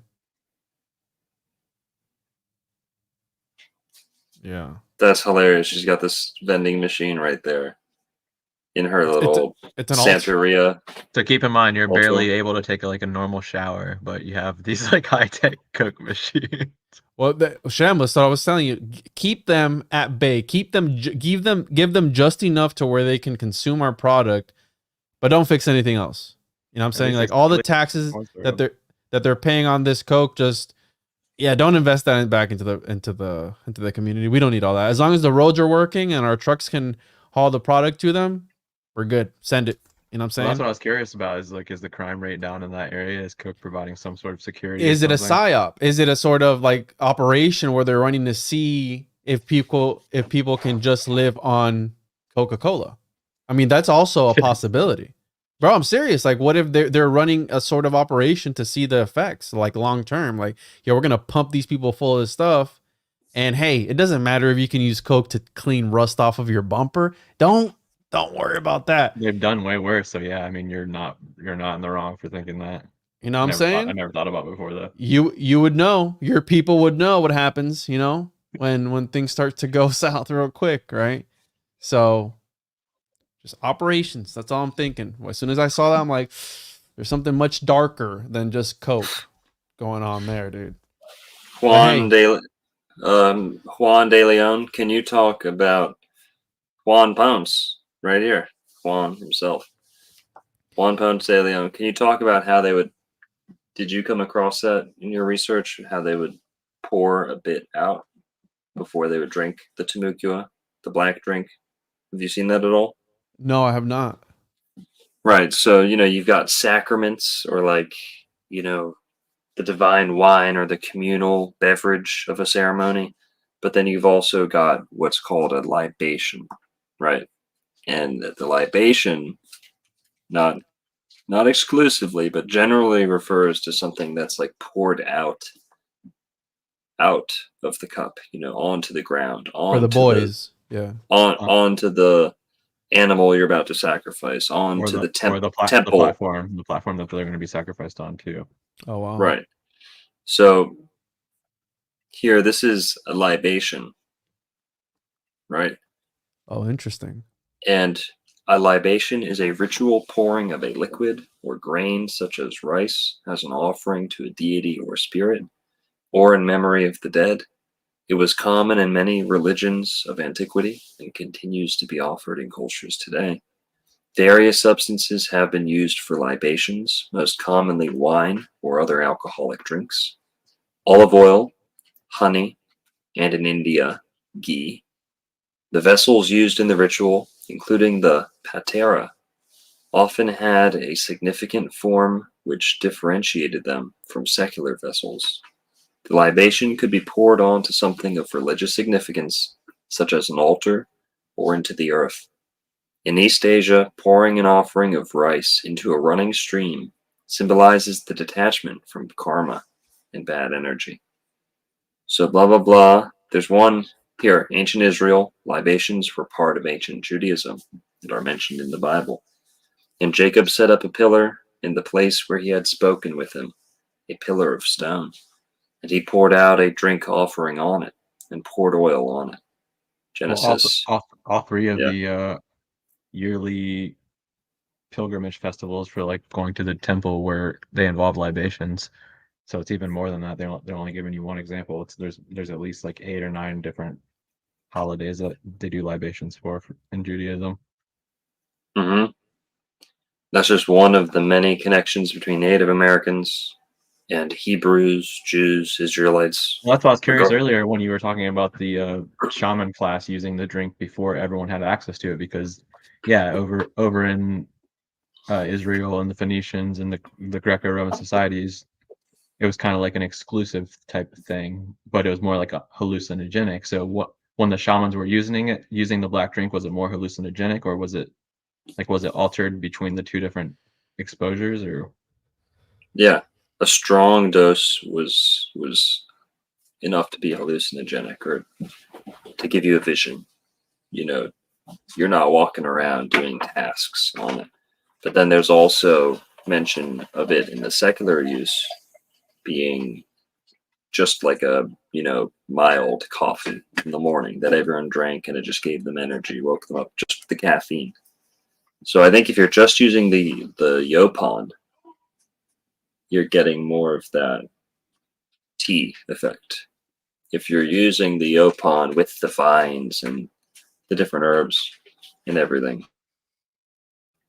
Can we talk about the lean connection? The aspect of, we should talk about the lean connection, but one more thing real quick is that the aspect of throwing up is interesting too, because in the Purim festival for Judaism today, like you're supposed to basically get drunk, so they want you to like get intoxicated to the point of even like throwing up. So I just thought that was a weird connection as well. But yeah, pouring one out, the lean, the purple drink. Purple's connected to the ancient mystery religions drinks as well, because the mushrooms that could have potentially been in the drink that they consumed to hallucinate was purple, the apricot mushroom. But yeah, there's the whole culture of pouring out one out for your homies. Let's talk about that. Mm-hmm. And also, right, the coffee also makes a lot of people go to the bathroom. Like sometimes coffee has that effect on me, or I'll shit my pants if it depends on the day. Sometimes it will, sometimes it won't, but that's also the evacuation factor. But Probably also just the tons of homo beeping that you do. That's just dude, that's contributing. We can't rule that out. No, it's you're not. You're a little pulverized down there. It's contributing to you, bro. Continue. Excuse me. No. Let's read this sentence real quick though. An identical practice is found in Brazil when cachaca is drunk, with the drops being offered to para o santo or para o santino. These customs are similar to the practice among the Visayas, Mindanao, the Philippines, where rum is spilled upon opening of the bottle. So yeah, we barely mentioned it earlier, but in the Philippines they do have a black drink that's like a psychedelic type drink. So that's kind of interesting. Well, I think that all these things, again, it's an evolution of these. Right, the Mexicans, it's Modelo time, fool. I mean, they drink a lot of beer. I wouldn't call it black drink, but I guess, was there a form of alcoholic beverage that indigenous people would use? Do we know, other than the Aztecs and Maya had alcohol, but most Native American tribes were told did not. Like North American tribes were told did not have alcohol for the most part. They might have, gotten lucky or had like certain fermented beverages, but they were not habitual alcohol people. We know that also because once they started drinking everyone should know this in America, how detrimental alcohol was to native culture, because they had no resistance, no, you know, they were not accustomed to alcohol culturally or like biologically.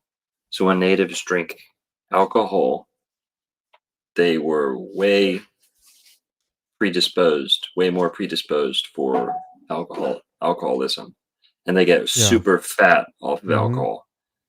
Indians and Native Americans get really, really fat from alcohol. Just because their liver is like it's so foreign to the organs of the Native American that it just wrecks the body. Now, yeah, No, go ahead. Finish up on. I'm gonna add something Puerto Rican into the mix here that I just thought about that I grew up with. I learned that because we had randomized assignments or like projects in like 4th grade or something, and mine was Native Americans having extra wide feet.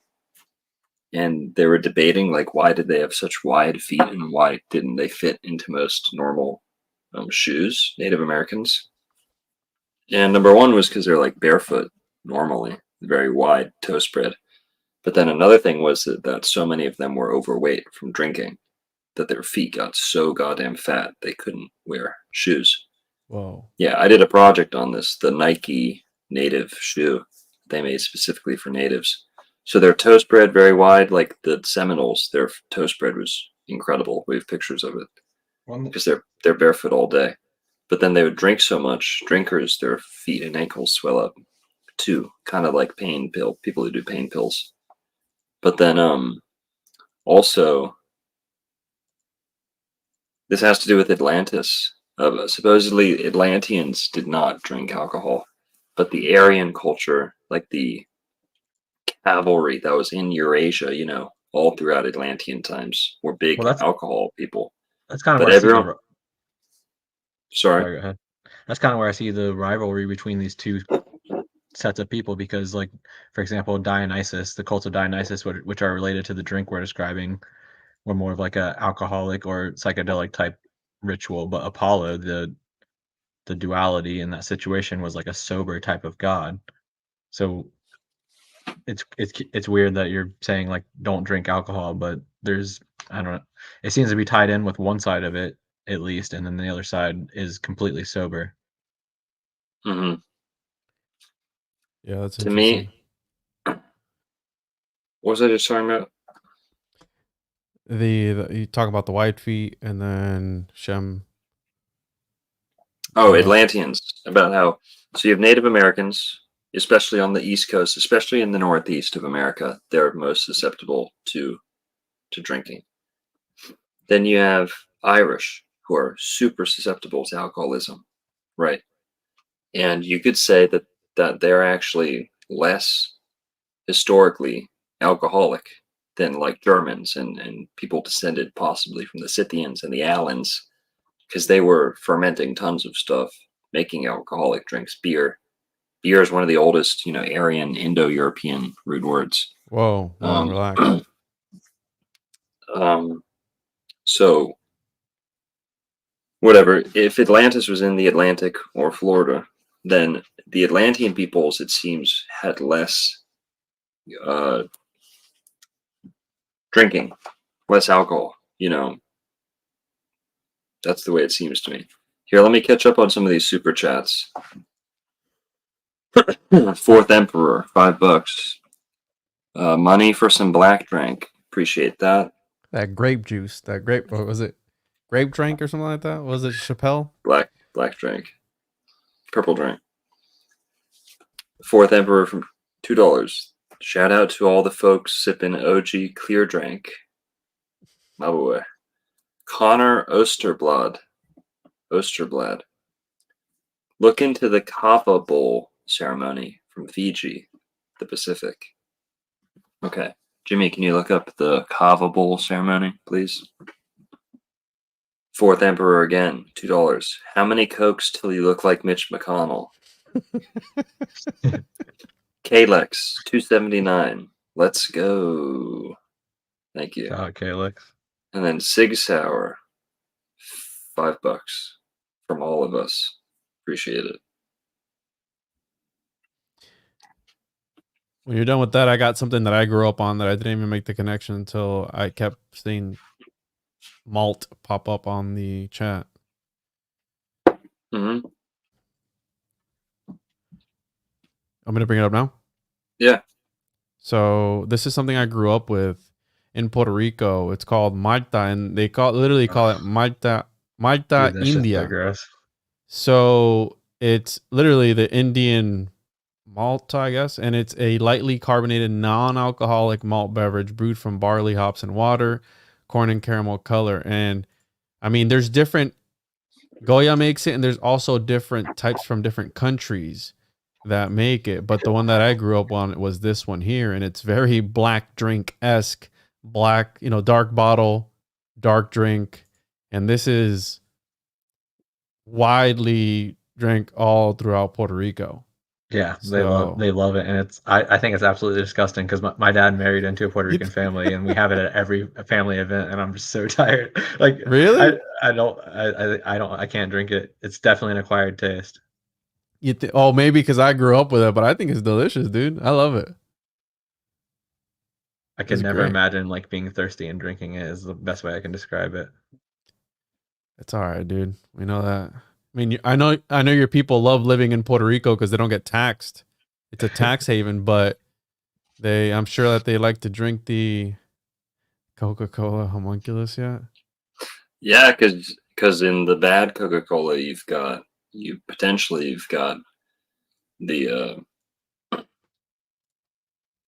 I don't know if Coke has any GMO products, but some of it probably is.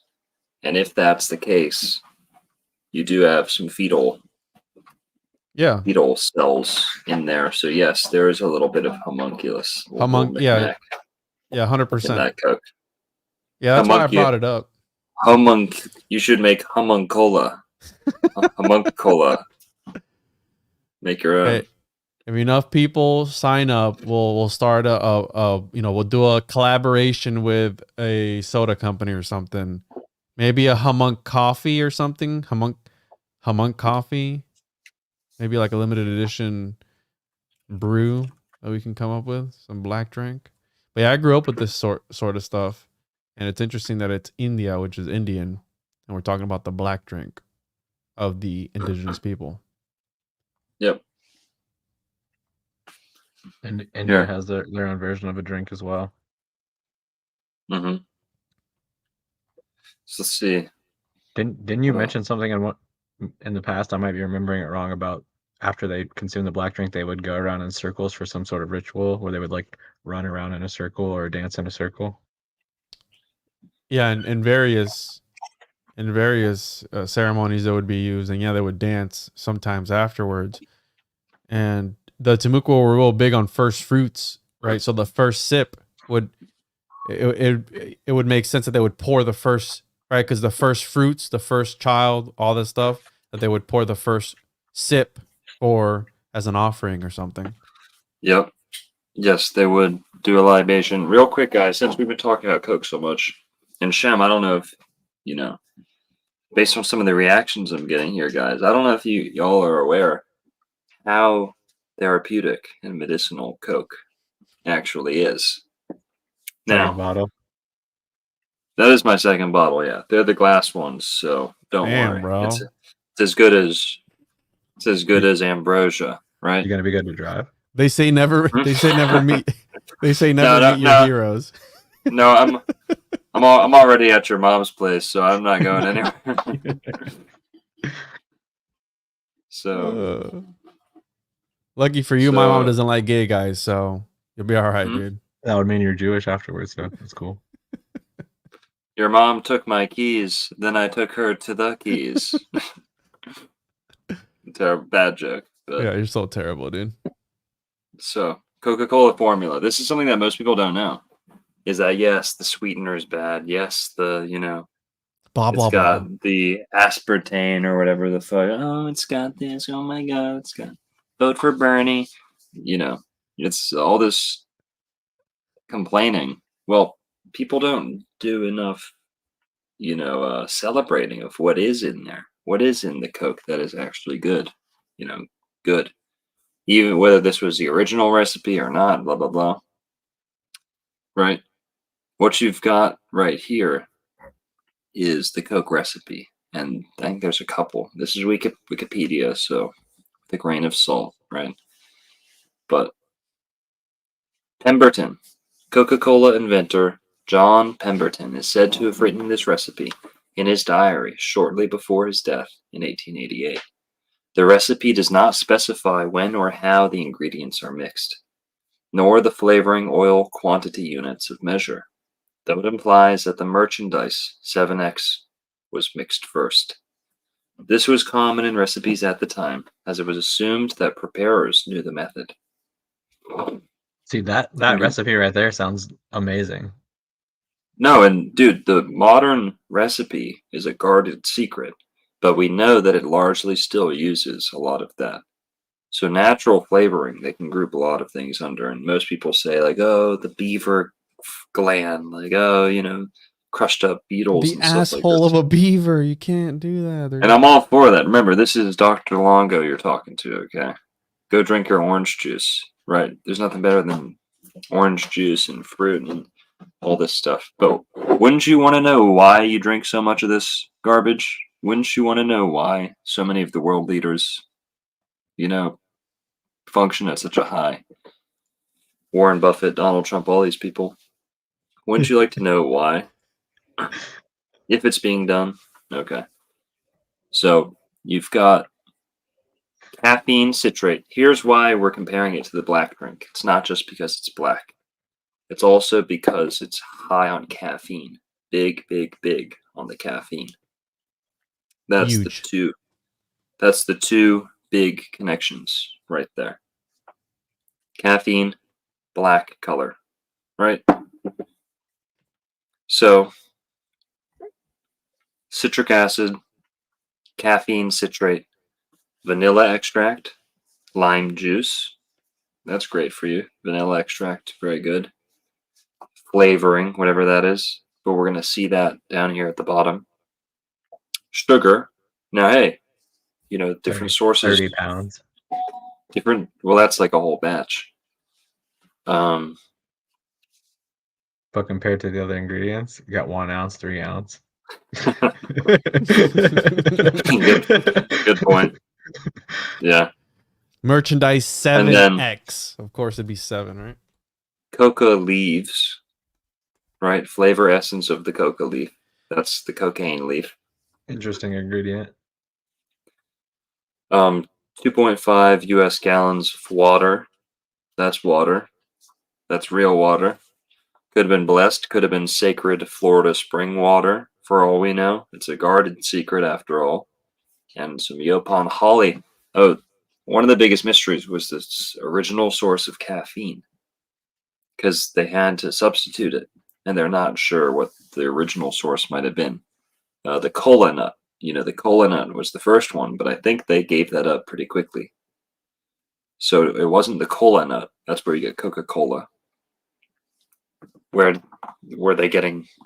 I think today they get it from the caffeine in Coke. I think comes from leftover coffee byproducts, like either the rinds left over or somehow, but they get caffeine from somewhere else and they put that in. And so let's just keep reading here. Caramel, so actual caramel or caramel color to give it the color.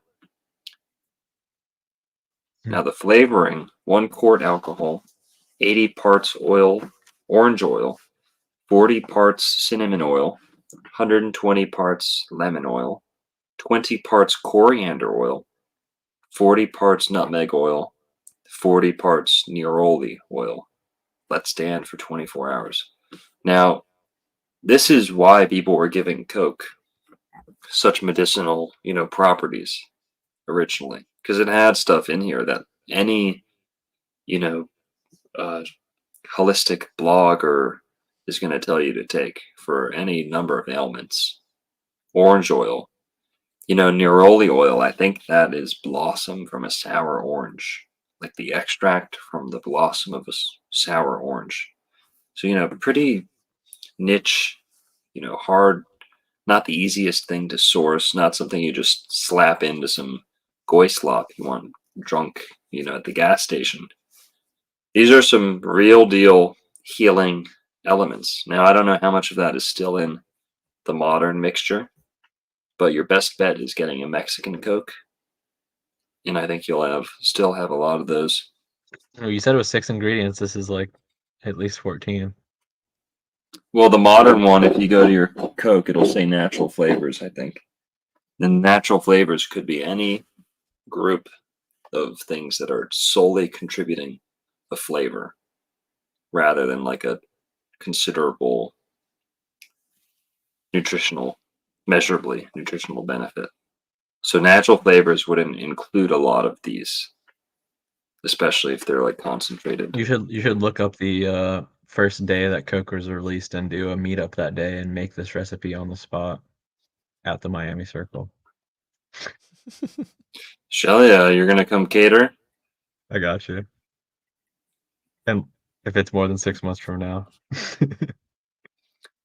Marori recipe. This is like the other alleged recipe. Largely the same, except it's cinnamon, cassia cinnamon, and lavender oil.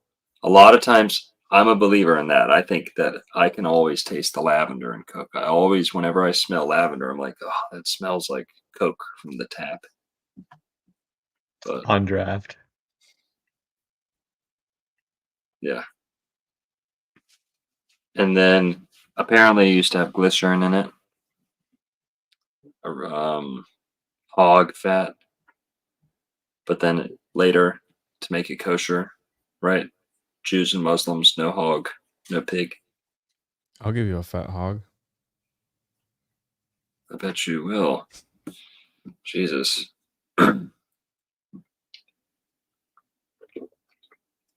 There you go. Look at them. Look at them. They said never meet your heroes because they'll disappoint you. Mm-hmm. That's what that is right there. Look at that. Mm-hmm. Don't go to Juan's house. All he drinks is fucking toilet water and beans. Fucking Puerto Ricans. Yeah. I love it. So, Coke recipe. Some pretty interesting stuff in there, real deal healing agents. Like I said, I don't know how much of that is in the modern Coke, but There's this one comment right here. It says, Coke is garbage. I agree with that. I do too. Longo's a psyop, dude. He's pushing this stuff that's not even good for you. Mm-hmm. And I'm not going to stand for that, dude. I'm not going to let you lie to these people. We got over 700 people, almost 800 people watching us. Someone said May 8th is when Coke was created. Yeah, that's the meetup date. Original recipe, 15 ingredients. Live in person. All right, you guys can take the show from here then. We'll learn some real deal stuff. Yeah. Mm-hmm. Well, aren't there certain examples of the black drink being made with psilocybin mushrooms or something like that in some of these cultures? I mean, in like the Yucatan and in Mexico, they were making brews from psychedelic mushrooms for sure. I'm still waiting to get like explicit evidence of that in Florida recorded. There are myths in some of these cultures though that talk about the mushrooms being sacred for those drinks, and they say that the striking of lightning on the soil caused this. Like even in Japan, other places around the world talk about this myth of like lightning causing mushrooms to multiply. I found that completely fascinating. Well, guess what? Tampa Bay gets its name, Tampa, from the flashes of lightning that make that area. Debatably, on which metrics you use, the lightning capital of the world, it's between there and Venezuela. But Tampa Bay area, Central Florida, is the lightning capital of the world, depending on which metrics you use. Tampa, flashes of light. And then what else is Tampa unique for? Having a type of mushroom that's not excluded. It's not restricted to reproducing in like poop, like a lot of mushrooms are. It can come about as a result of forest fires. So that's what makes that one unique, and they call it the philosopher's stone, Psilocybe tampanensis. And a lot of these tribes would have had access to that. The Timucua came down just about to Tampa Bay, Jekyll Island in the northeast, to Tampa Bay in the south and the west. And yeah. The drink I was talking about earlier, the Kaikian drink, which is like described as like a dark purple drink in ancient mythology, it was debated whether or not it was like made with poppy seeds, cocaine, opium, something called LSA, and psilocybin mushrooms. But what I found interesting was there's this specific type of mushrooms they debated that was used for it called like ergot or ergot, which grew on like wheat grains. So related to like it's a smut, ergot. Yeah, ergo. So yeah, so like this apparently this mushroom grows under certain conditions, like wet conditions, but it also what's fascinating about it is that it's purple. So this is like a purple mushroom that grows to cause these mystery religions, like these. So when we're talking about the mystery religions, we're talking about thousands of people who drink this drink called Kaikian on a certain festival, and they allegedly all experience up to 20,000 people are experiencing the same vision at the same time. That's what we're describing here with this psychedelic experience. So these people are consuming these potentially purple mushrooms, which could be related to the Phoenician purple or the Han purple in some ways. But yeah, I actually there's a if you pull up my screen, there's a study that talks about how like the striking of lightning really does make mushrooms multiply quickly. And I know you have ancient sources this is like kind of out there, but you have ancient sources talking about being able to control lightning and stuff like that. But yeah, so certain mushrooms, they basically needed to cultivate these mushrooms in a certain way to have these types of experiences in these temples. Interesting. And there's when the lightning strikes the soil, it creates this type of like fossilized lightning called like fulgurite. Yeah. Which certain cultures around the world worshipped as a result of this. So sorry, continue. I was going to say attached to this like striking of the lightning to the soil, which causes mushrooms, which could be tied to this drink, to multiply. You have people worshiping the fossilized lightning from those lightning strikes in that situation. Yeah. So Florida produces more fulgurites than anywhere else on Earth. I have a video on this called like Gods of Lightning, Atlantis and the Gods of Lightning, or something like that. It talks about crystals in Florida, the clamshell calcite, and the lightning strike. Shut up. Hey, come here. Yeah, I held the one that your brother has at the store, dude. That thing is wild, and it's huge. But how is it able to strike precisely where that shell was, or whatever that thing was? Well, Juan, thank you for describing how you handled my brother's huge fulgurite. But it was big, bro. This is also why good comment right there. Tampa Bay hockey team is the Volts or the Bolts. There was a fulgurite that touched down in Florida that produced a new unknown element. Can you look this up? Lightning in a bottle, that term too applies to fulgurites. Whoa. To an extent. The Tampa Bay team is called the Lightning, by the way, too. They're just called Lightning. That's what I mean. Yeah, I thought they were the Bolts or the Volts or whatever, but Tampa Bay hockey team is the Lightning. A fulgurite is like tubular too. It's almost like a churro. They're fucking trippy. Some of them are like churro shaped, like a tube in the middle, and very, very trippy. So there's this sand in Central Florida that gets lightning struck all the time, and it might be because it's magnetic. This red sand, iron rich, that's like Iron Mountain out near Bach Tower. That's in Lightning Alley. lightning. Hey, It's that Lance. Lake Wales Ridge. I think it was possible that that our ancestors understood why lightning would strike in certain places. Because think about the idea of being able to be an ancient person and you're worshiping this. You would have to know that it's happening. I've never seen lightning strike the soil in my lifetime. You know what I mean? Like you would have to know like this is the area where this is going to happen in order to be able to collect it, right? Mm-hmm. Yeah, you're absolutely right. You have to know how to find it because that's Lightning Ridge. Is that the Lake Wales Ridge that they call Lightning Ridge? Yeah, it's just Aeolian sand. Florida. Go to the pic right there. The picture on the left there. Yeah, top left picture shows the left, ridge right with the there. red sand. A lot of that is Lightning Alley, which I think goes from Titusville to Tampa Bay. Yeah. Is there a certain time of year where the lightning is more prominent? Well, the summer. But you have two types of lightning here, and they say one of them is not real. But there's like lightnings in a thunderstorm, right? And you see the lightning, then you hear the thunder, right? Mm-hmm.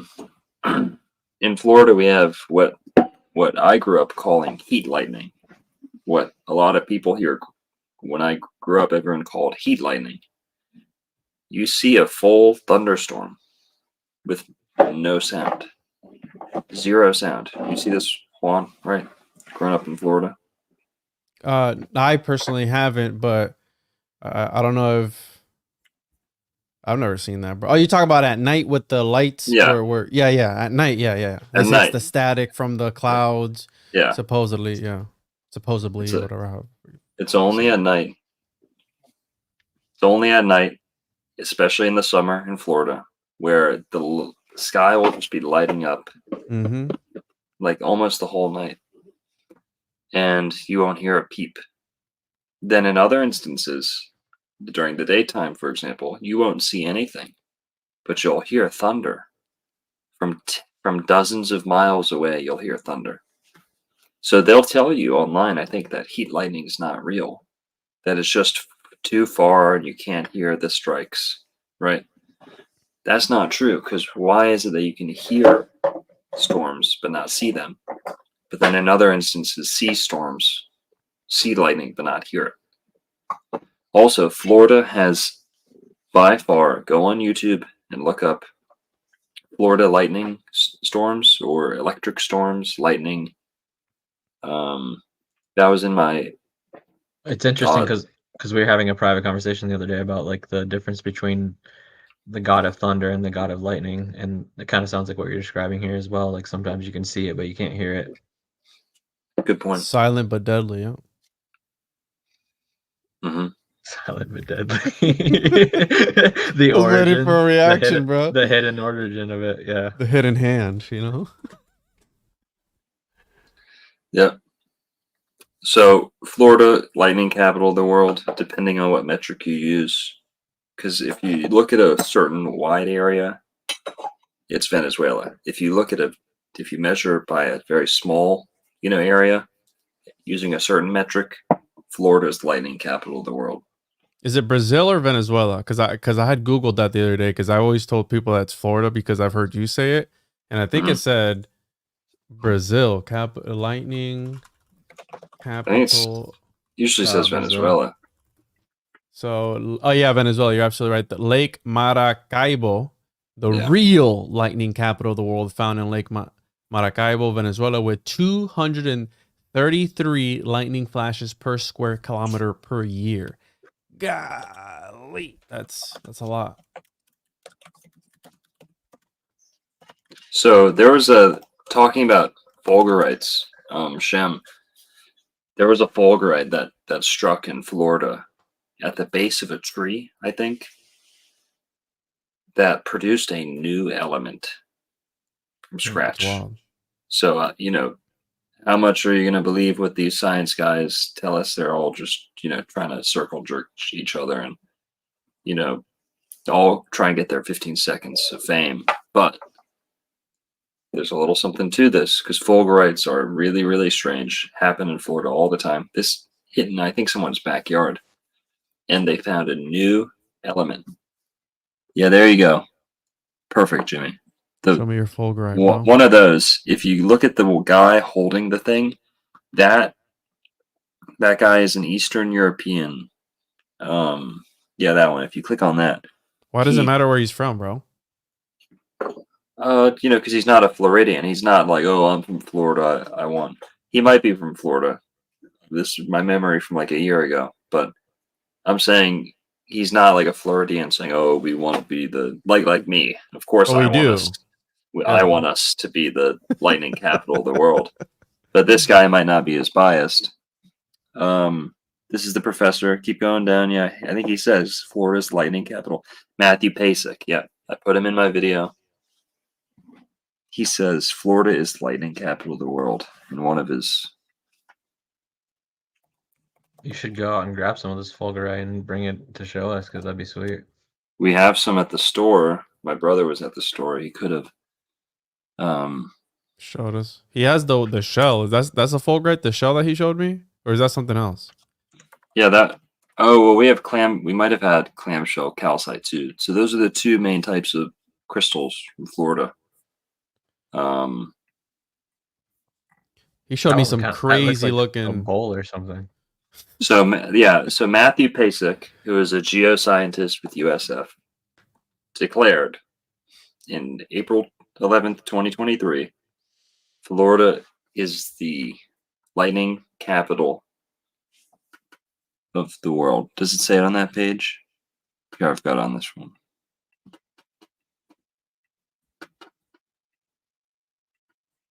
Here, so this is my screen. We've got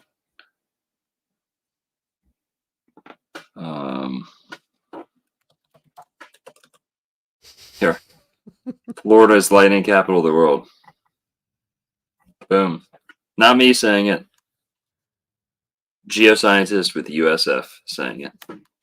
So, suck my balls, Swan. Cats do have that natural electricity about them there, so maybe there's a connection, right? This dude just scooped it out of his litter box and it's like, check out this new element, guys. It's a good one, Juan. It's funny. Speaking of Coca-Cola, right? Got the Bach saga.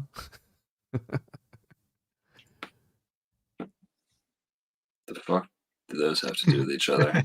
Because it's got the word cock in it, and the Bach saga is all about cock. So I don't know, man. Come on, dude. The jackpot.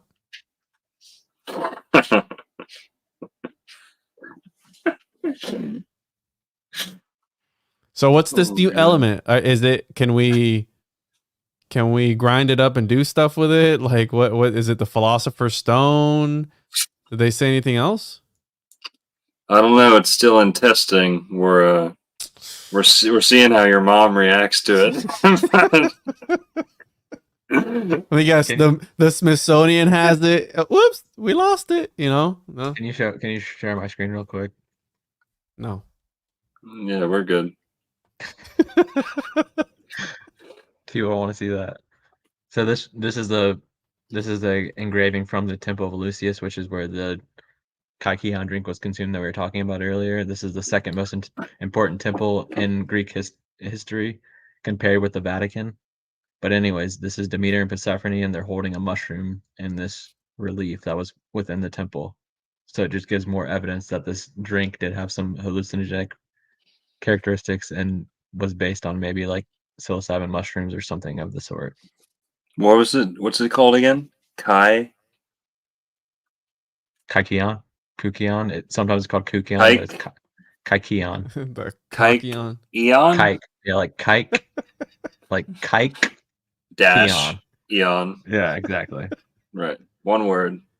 That's one. I mean, there's a connection with the Semitic people. So I mean, it is. But yeah. Shall yeah. Let's see what. Where else is there to go with this? The last thing was the ergo or ergot mushrooms you were talking about. It's said to be like responsible for that dancing plague that happened in the medieval times. You know what I'm Yeah. talking about? Yep. Because it like infected the cereal grains or the grain of Demeter, basically. Yep. And it's hard to eradicate from a region once it's infected. So it's just impressive that the people at the temple, that this temple we're describing with Demeter and Eleusis, like they would have to understand how to extract certain things from it to make this drink. So it's very advanced. Mm-hmm. Thank you for that, John Levi. John Levy. Yeah. I missed him. I don't know. That's all right. Which Yeah, tribe did he belong to? Ergot was also the stuff that they blamed the Salem witch trials on. I believe it was. Where they believe that they were... Was it ergot, right? Where everyone went insane or something like that? Mm-hmm. Yeah, on the crops. Okay, let's go through this slideshow. Let me cross everything off so we don't forget to talk about anything. This is Yaupon green on the bush. Yaupon holly. This is the Temukua taking their morning or ritual communal black drink Cassina. In shells too, right? In shells. They drank it out of a shell. Mm-hmm. There's Trump talking about Coke, but here is an actual Florida shell that'd be used for black drink. Look at how precisely that's carved with the spider motif. That's beautiful. Pretty crazy. That's some Yaupon right there in the other shell. But look at that. This could point to Scorpio, the 8th sign of the zodiac, the arachnid or the scorpion being a big time psychedelic, trip with death, coming back from the other side, seeing the threshold between worlds. This is Spider is big into that, the weaving together of fate and time. And number one thing people say when they take a big dose of something is time stood still, or I saw how time worked, or time ceased to exist, and stuff like that. Like the dream state, time's the most malleable aspect of the whole thing. Don't Masons worship a spider god of some sorts? Like, Spider-Man is a thing, and the colors on Spider-Man. Yep. And they have a spider on this, so I'm thinking maybe they're seeing a spider on the other side. It's got a cross on it. Just interesting. Yep. Also being matrilineal, which many Hebrew peoples were, and Native Americans, where the spiders being representative of matriarchy. Because most spiders, if I'm not mistaken, the female consumes the man after she's done using him for his reproductive juices, and then just like either feeds on the corpse herself or allows her children to feed on their father's corpse. The first thing they eat when they hatch is their dead father. Which ties into Greek mythology with the overthrowing of each patriarch, because every time they collaborated with the mother goddess to make that happen. And in Teotihuacan, some like South American cultures, they had the spider mother goddess. Wow. And it would make also there. I did this podcast one time where, we always talk about the seven chakras, the 7 days of the week, right? The 7 colors of the rainbow, like all these different sevens. And it was Mario from Symbolic Studies where he was talking about that perhaps it's the 8. Doesn't a spider have 8 legs? And he was talking about this hidden 8th chakra that was the actual, the what you wanted to achieve to move on to the next level. So instead of the 7, it might actually be the 8, right? The 88, or takes you to the other dimension, or time travel. The 8 sideways is infinity. Yeah, exactly. I'm not really into like numbers, but when you turn the 8 90 degrees, you have the symbol for infinity. Yeah, exactly. Well, that's tying back into Scorpio. Scorpio is the death and rebirth. It's where we get the word natal. Autofellatio. Yeah. Naughty, natal, nativity. This is Scorpio, being the birth, death, rebirth, and, depending on who you ask, shamanic, psychedelic experiences, penetrating the underworld, Oh, the world of the dead, and things like that. love the way you said penetrating there, dude. Nice. Mm-hmm. John Sup, thank you for the $5. This will go towards Juan's impending prostate surgery, prostate cancer surgery. No, Because no. thanks for the support. Don't eat any black drink around these parts if you catch what I'm saying. Oh God, it was used as an aphrodisiac. So my last question would be: was there any like festivals involving fornication on a massive scale with these black drinks at any point in history, or was it just? Yeah, I have not seen. Now, hang on, Shem. Hands where we can see them. Okay, let's. I don't know if I haven't seen anything about orgies, like orgiastic rites in Florida or the Southeast United States. I do know that they had like a version of a temple priestess, like a temple prostitute, where like adolescent men, like men growing up, whether it was their first experience or a rite of passage or whatever. You see this in like places like Europe too, and Well, there's also there's like certain cultures in ancient history that their daughters would go to the temple of Aphrodite, and basically the first person who would offer money to them, they would have, they would do it with. Yeah, and a lot of Phoenician, Jewish, ancient Israelite, Canaanite rites of passage were like that, where they would send their daughters to the temples. This was more, I don't know if it was, daughters or if a family was doing it, but you had like a prostitute class that was not seen as like the low of society. They weren't beggars on corners. They weren't, struggling to keep themselves, fed.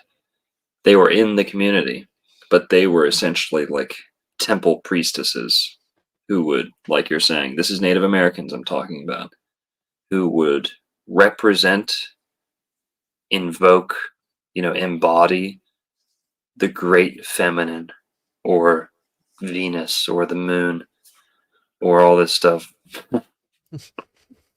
And they would essentially be a prostitute for whoever came to their hut, and I don't know if they would take anything during that process, but you bring up a good point with the aphrodisiac being that. Yeah, Aphrodite. Hang on, Shem. I'm sorry. Aphrodite and Venus were born in a shell, and shells especially, are known as aphrodisiacs for that reason. Yeah, Shem. Clams are disgusting, first of all, but second of all, I'm just curious, like, what's the emphasis for the aphrodisiac? Like, why is it such an emphasis? So, like, that's the first thing they learned about these people when they got here, and they wanted to report it back, or did they witness rituals and that's why they observed this? Because it seems like there is some sort of tie to orgies or something that would cause these Spanish explorers to have the implications that there's an aphrodisiac related with this, right? Yeah, I mean, there's some good links. Like, I've been theorizing about all the shell piles. You have burial mounds, which are made of like earth, but then you have shell piles all up and down the East Coast and elsewhere in the world. In Florida, they're huge and they're very common. They were just shucking piles. Like, if you ever eat a bag of pistachios and you're like, holy shit, there's a foot tall mound of pistachio shells left. Like, and the bag was like this. The bag was this big, but the mound of shells is like this big. That was something they were running into in Florida, and they would pile up their shells into mounds, middens, just like the earthworks, and they would they would let them walk all over you, Shem. If I had more to say, I'd say it. I have the least amount of shit to say. I'm just some random ass dude. Appreciate everyone though. Just some random Jew. Shemale. Awesome. Well, dude, I gotta be up early for a flight in the morning at 5:30. First class. For what? First class. No, he's not the first dude. class. He's the dude holding the carrots that pulls I'm the just- directs the plane toward. Yeah, I'm telling him where to go, dude. He's the guy that chucks your laptop across the tarmac. Yeah. Can I read one more thing before we get off of here? Please Yeah. do. I share my screen, so if you want to bring that up real quick, it's just we're talking about the aphrodisiac and the potential of orgies and stuff like that. So this is a book talking about the Eleusinian mysteries. So I'll just read this quick passage. The Eleusinian mysteries were the most celebrated and typical of all the Greeks' rites, and they came very early to embody together with the original mysteries of Demeter and Persephone, those of Dionysus, the Greek counterpart of Bacchus, the wine god. Basically, this, I'm not going to read it all because I realize that it probably will be longer than that, but it just says that they had orgies and stuff like that. Actually, this is right here. Mm-hmm. Whoa, dude. Yeah, it's unbelievable, but I'm just... So sick, dude. There's an association between these people and orgies. I mean, look, They had like sex and stuff. What?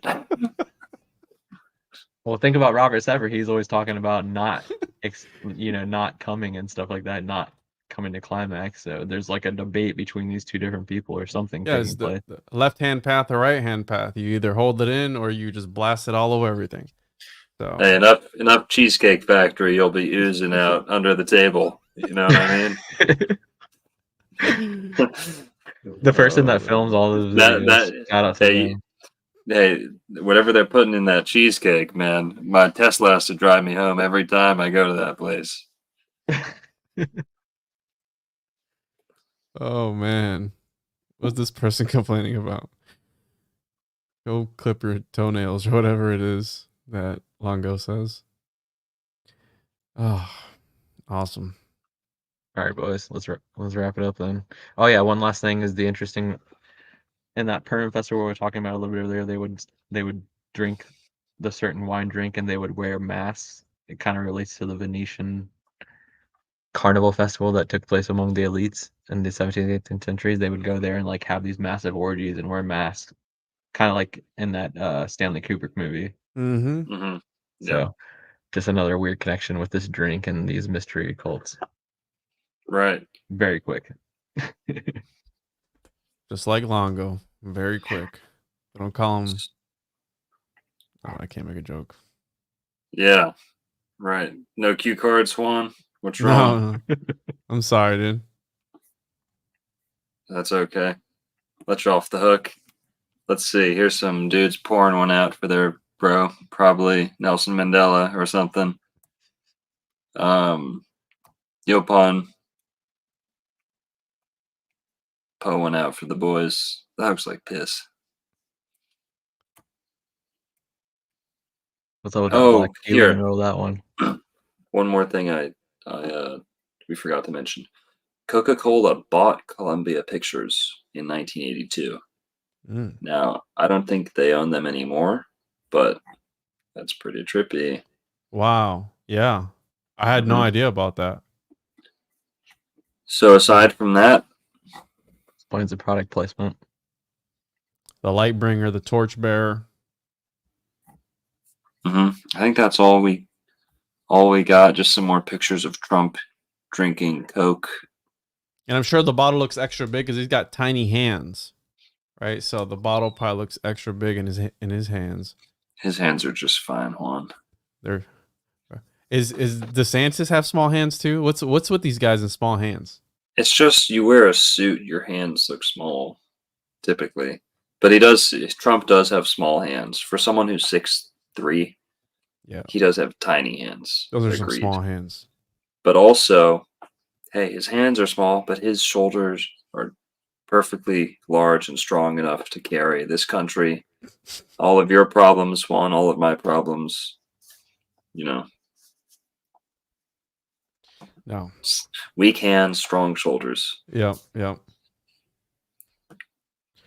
Yeah. So, I think that covers most of it, guys. Yeah, That's this is a good one. connection. I'm glad I gave you the idea. You're welcome. And we'll do it again soon. What's next? Oh, I'll see you Monday. We're gonna do that show on Monday, which is gonna be interesting. We're going to be talking to Kent Hovind. We're going to be talking to Kent Hovind on the 5th, Monday the 5th, February the 5th at 1 p.m. I believe. Stay tuned for that. But Sponsored by G Fuel. Kent Hovind, creationist, Genesis,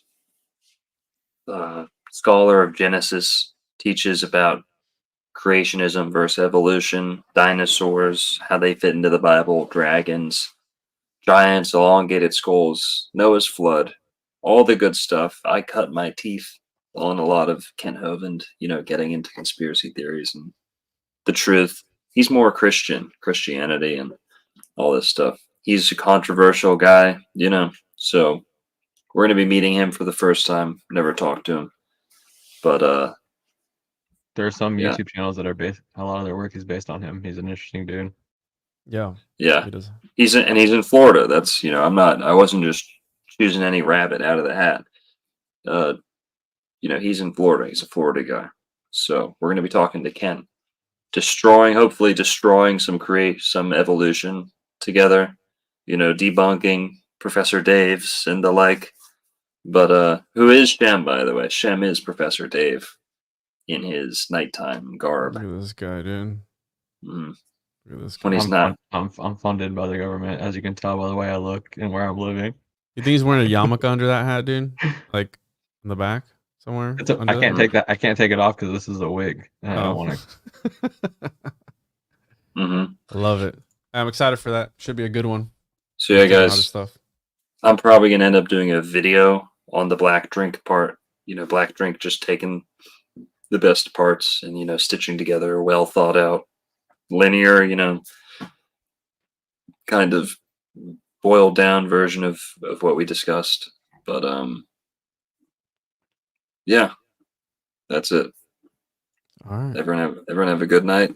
Check out Juan. Go check out Shem, Tartarian Truth, the One-on-One podcast, The Chosen of Juan, and Old World Florida. Big Pimpin', the OG. That's me.